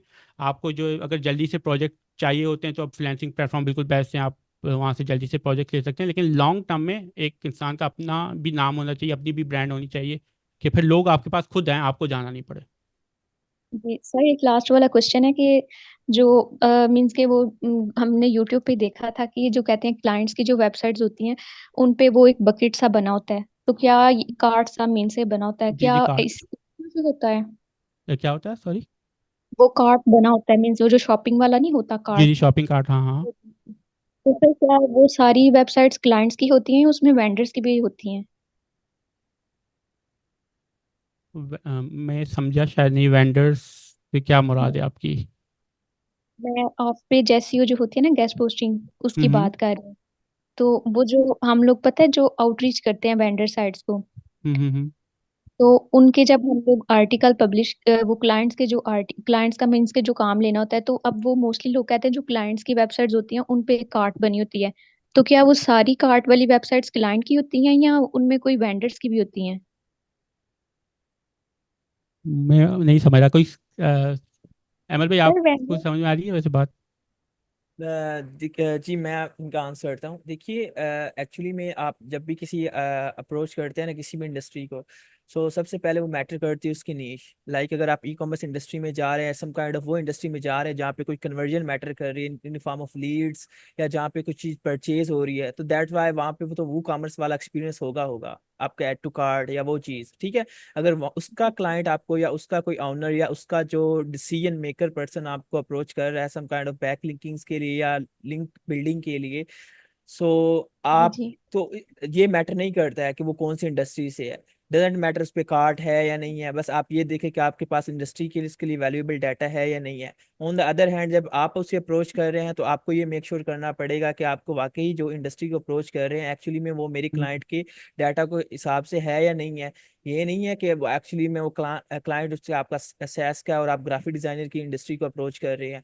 सो बहुत केसेस में कार्ट होगी, सैस में भी कार्ट होगी और ग्राफिक डिजाइनिंग में भी कार्ट होगी। सो जी, आपने बस मेक इसी श्योर बात करना की है कि अपनी कंफर्मेशन। रेलिवेंसी हो। तो ये चीज़ है। Thank you sir so much, बस ये क्वेश्चन थे मेरे। हाँ, बारकल्ला, थैंक यू जी। सर हसन भाई का क्वेश्चन है, काइंडली आप इन्हें म्यूट कीजिएगा, फिर एक क्वेश्चन लेके हम रैप आउट करते हैं। आपने काफ़ी आज स्पीकिंग कर ली है, सो दैट्स व्हाई। जी हसन भाई। अस्सलाम वालेकुम सर, कैसे हैं आप? ठीक वालेकुम हैं वालेकुम जी जी वालेकुम सलाम जी, बोलें। सर। मेरे दो तीन कंफ्यूजन थे। अभी मैं न्यू भी हूँ और अपवर्क पे मैंने ना प्रोफाइल बनाई ऑलमोस्ट 2 to 3 weeks अगो। हम्म दो तीन प्रॉब्लम्स आ रही हैं। पहली प्रॉब्लम ये है कि कीवर्ड्स ऑप्टिमाइज किस तरह करना है। क्या आप हम्म देख सकते हैं कि जो अपवर्क पे already top rated link building या गेस्ट पोस्टिंग का काम कर रहे हैं, उन्हीं की डिस्क्रिप्शन को वो आके कॉपी पेस्ट कर सकते हैं? पहला क्वेश्चन ये है। और हम्म दूसरा क्वेश्चन ये है कि जब हम पोर्टफोलियो तैयार करते हैं तो पोर्टफोलियो के अंदर सच एज कोई ऐसी कंपनीज तो नहीं है कि जिसके साथ काम किया है। अलबत्ता इतना जरूर है कि लोकल क्लाइंट्स काफी सारे हैं जिनके मैं लिंक्स वगैरह लगवा चुका हूँ। जैसा कि आप बता रहे थे कि स्टैट्स वगैरह शो करना जरूरी होता है। अब वो तो जी जी रैंडमली कोई क्लाइंट आया, उसका लिंक लाइव करवा दिया, ना हमने उसके पहले स्टैट्स देखे ना बाद में देखे कि मेरे लिंक से उसकी वेबसाइट पे कितना इफेक्ट पड़ रहा है। एक ये चीज कि हमें यानी पोर्टफोलियो के अंदर किस तरह शो करें। अच्छा, अगर मिसाल के तौर पे एक शख्स है, उसके कुछ किसी और प्लेटफॉर्म पे भी अगर कोई अकाउंट है और उस पे वो काम कर रहा है, लाइक एडसे पे ऑलमोस्ट मैं 40 to 50 ऑर्डर्स कंप्लीट कर चुका हूँ, क्या मैं वो पोर्टफोलियो में शो कर सकता हूँ?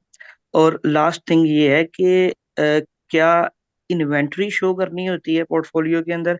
यानी कि मेरे पास ऑलमोस्ट मोर देन 2000 साइट्स हैं, ये शो करना है या कि अपना पास्ट प्रीवियस वर्क शो करना है? अब वो अगर लोकल क्लाइंट्स के साथ किया हुआ है, उनके कोई रिव्यूज नहीं है या आपस में जस्ट चैट के अंदर कहा उसने हाँ यार तुमने बहुत अच्छा काम किया ये वो, अब ये जो चीजें तो नहीं ना हम शो कर सकते पोर्टफोलियो के अंदर। जी जी बिल्कुल।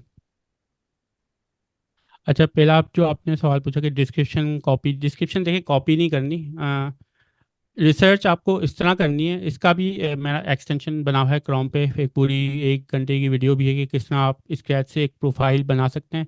उसमें करना ये होता है कि बिल्कुल आप डिफरेंट फ्रेजेस जो है वो सर्च करते हैं अपवर्क पर, ठीक है, अपनी अपने काम से रिलेटेड, ठीक है, डिफरेंट फ्रेजेस होते हैं वो आप सर्च करते हैं और आप फिर जॉब्स देखते हैं कि उन फ्रेजेस पर जॉब्स कितनी आ रही हैं, ठीक है। लेट्स से कि एक आपने फ्रेज सर्च कर लिया कोई भी XYZ, उस पर कोई 100 जॉब्स आपको अपवर्क पे नज़र आ रही हैं।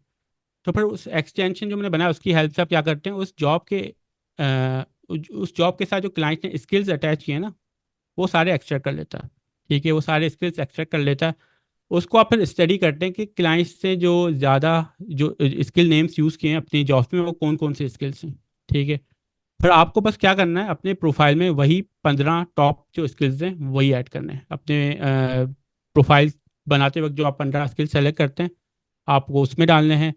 उनमें से वो वही जो 7-10 आपने सेलेक्ट किए हैं फ्रेजेस जो आपने जो इंसर्ट किए थे, उसमें से जितने भी आपको कीवर्ड्स स्किल्स मिले हैं वो अपने आप जॉब डिस्क्रिप्शन में भी ऐड करेंगे, ठीक है। टाइटल में भी 2-3 ऐड कर लेंगे।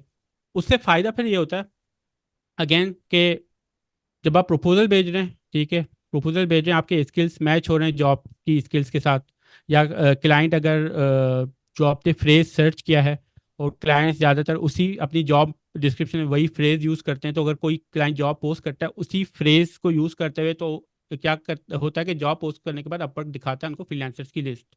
तो आपकी भी जॉब प्रोफाइल में अगर वही फ्रेज होगा ना, तो आपका प्रोफाइल भी इसमें शो हो जाएगा। तो इनविटेशंस के इसमें चांसेस भी बढ़ेंगे।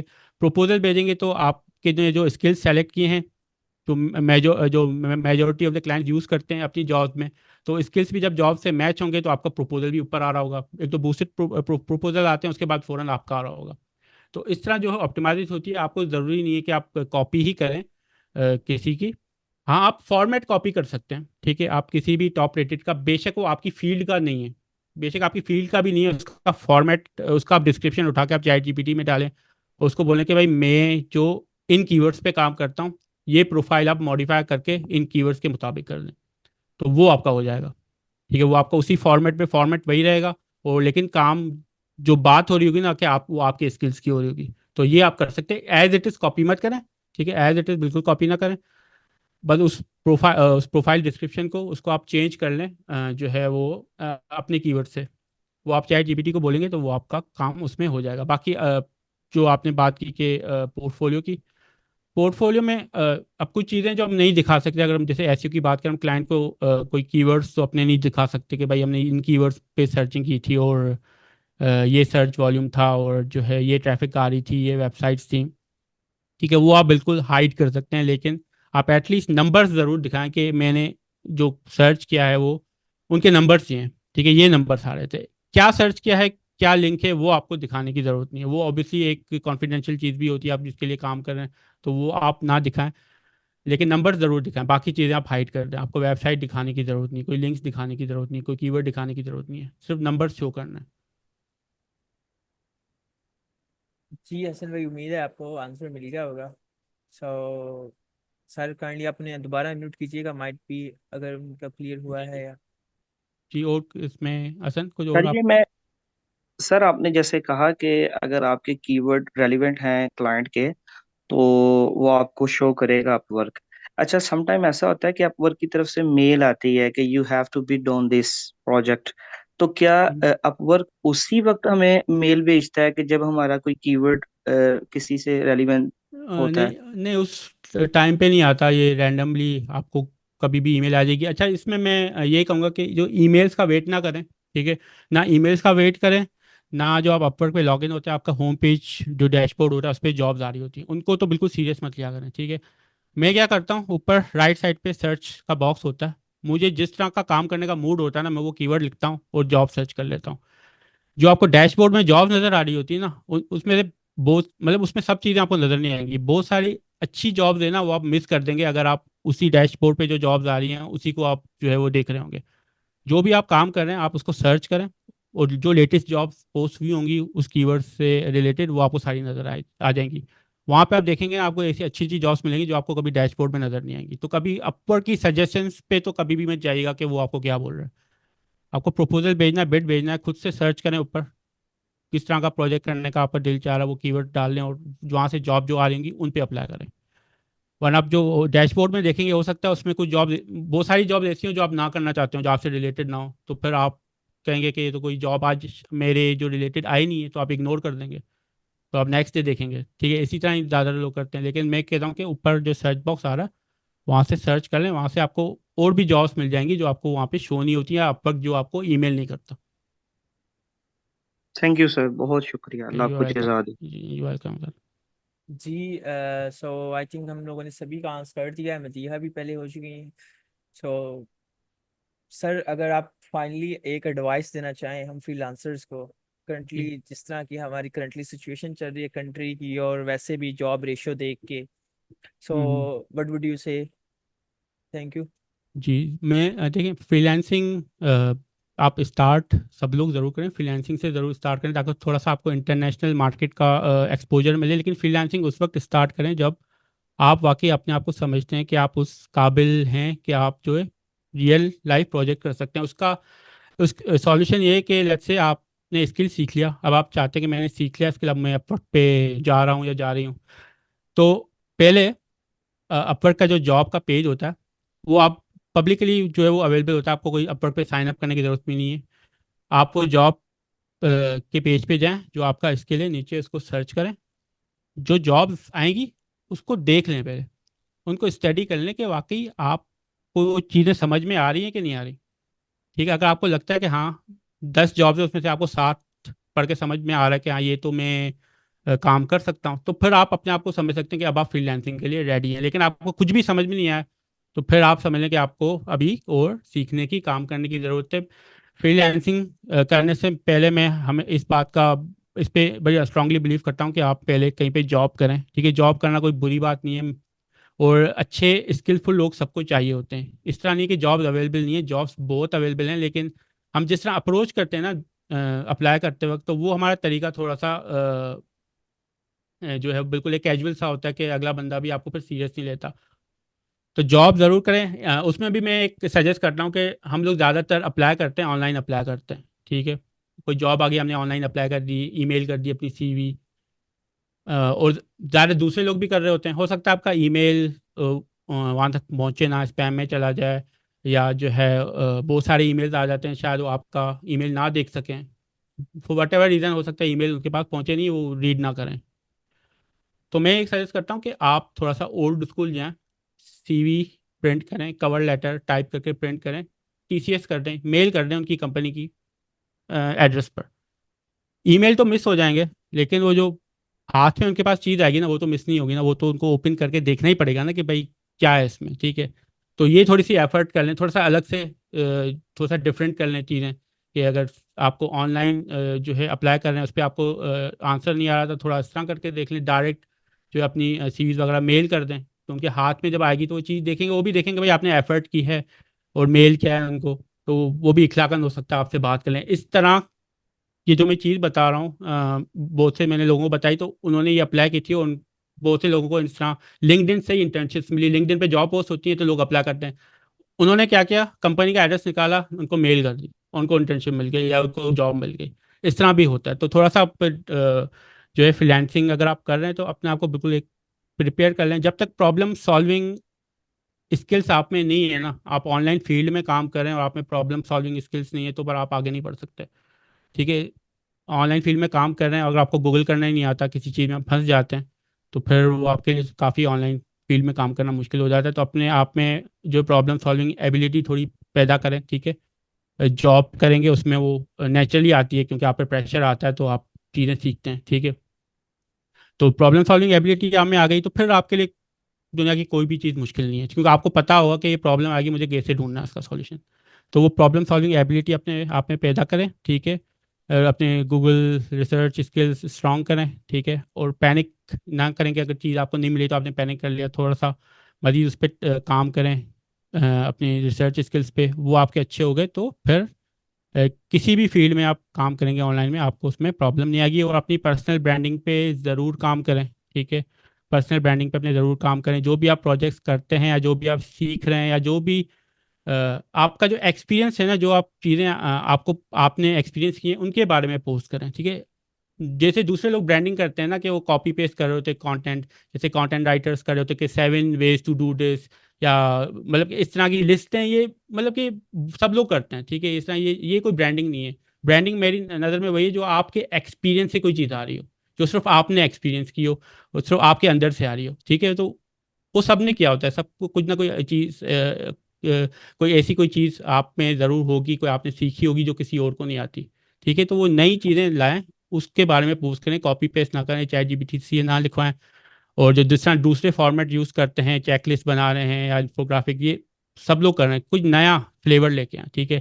कोई थोड़ा यूनिक अपने आप थोड़ी सी यूनिक चीज़ें लेके आए, तो फिर लोग आपको फिर नोटिस भी करेंगे, वरना लोग स्क्रॉल करते जाएंगे, स्क्रॉल करते जाएंगे, वही सेम फॉर्मेट्स आ रहे होंगे, 7 ways to do this, 5 ways to do this, और इन्फोग्राफिक, जो सब लोग यही चीज़ें करते हैं, तो लोग स्क्रॉल करेंगे। लेकिन उनको कोई नई चीज़ नज़र आ गई, कोई आपकी कोई अपनी पर्सनल इंसाइट नज़र आ गई, तो वो स्टॉप करके आपका नाम भी ज़रूर पढ़ेंगे कि किसने लिखा है, वरना लोग स्क्रॉल ही करते रहेंगे सोशल मीडिया पे, ठीक है। तो पर्सनल ब्रांडिंग पे फोकस करें, अपने एक्सपीरियंस से जो भी आपको चीज़ें आती हैं उनके बारे में लिखें, ठीक है।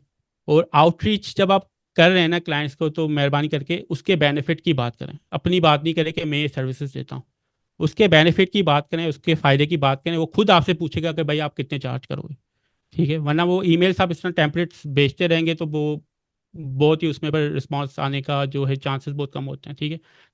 मतलब नेचुरल सी चीज़ें, अपने आप को क्लाइंट के माइंडसेट से आप जब देखना शुरू करेंगे ना, अपने आप को क्लाइंट के रोल में आप देखेंगे ना, तो आपको काफ़ी चीज़ें उसमें क्लियर हो जाएंगी कि एक क्लाइंट को क्या चीज़ें चाहिए होती हैं।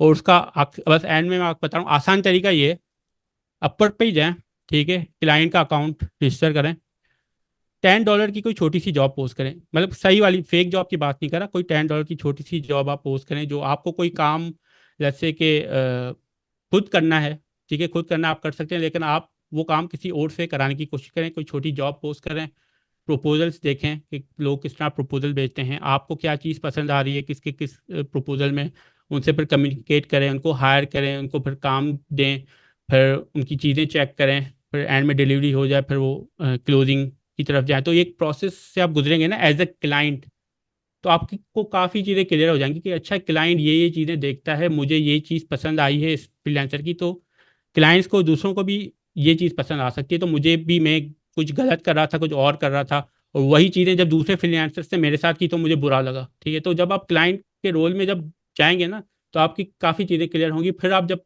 क्लाइंट्स को आउटरीच करेंगे या प्रपोजल भेजेंगे तो फिर आपके एक साइड पे फ्रीलांसर की सोच होगी, दूसरे साइड पे क्लाइंट की सोच होगी कि नहीं क्लाइंट को ये चीज़ पसंद आएगी, मैं ये कर देता हूँ। तो वो उस वक्त ही होगा जब आप क्लाइंट को अपने आप को कभी क्लाइंट के रोल में देखेंगे। तो इस तरह की छोटी सी जॉब कोई पोस्ट करके आप अपवर्क पे देखें, एक छोटा सा काम कर रहा है, एक पूरे प्रोसेस से गुजरे एज ए क्लाइंट। तो फिर जब क्लाइंट का माइंडसेट आप में आ जाएगा ना, तो फिर आपके लिए आउटरीच करना भी, प्रपोजल भेजना भी, ये सारी चीज़ें फिर बड़ी इजी हो जाएंगी। आपको फिर चीज़ों की सारी समझ में आ जाएगी कि क्लाइंट को किस तरह अप्रोच किया जाता है और क्लाइंट को किस तरह की चीज़ें पसंद आती हैं।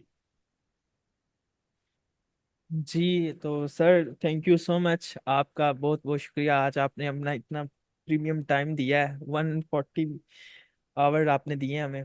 सो जी sir, sir thank you so much. So आपकी वेलकम। मैं चैनल, आपकी प्रोफाइल, लिंक्डइन और सर की जो वेबसाइट है उसका यूआरएल मैं उधर अपने ग्रुप्स में भी शेयर कर दूंगा और इधर चैट बॉक्स में भी ड्रॉप कर रहा हूँ। सो मेक श्योर करें सर के चैनल को सब्सक्राइब करें, शेयर करें, खुद भी पढ़ें, आगे भी शेयर करें नॉलेज, ताकि सभी को फ़ायदा हो जाए। और again sir thank you so much for this informative welcome session sir. And coming to here. जज़ाकल्लाह sir, thank you so much. हम सो गाइस हम लोग मीटिंग एंड कर रहे हैं। इंशाल्लाह इस सेशन की रिकॉर्डिंग हम लोग जल्दी अपने चैनल पे अपलोड कर देंगे। सो आप लोग वहाँ से गेट कर सकते हैं। So thank you so much sir, Barak Allah, thank you, अल्लाह हाफिज़, जज़ाकल्लाह सर, अल्लाह हाफिज़, अल्लाह हाफिज़। अल्लाह हाफिज़।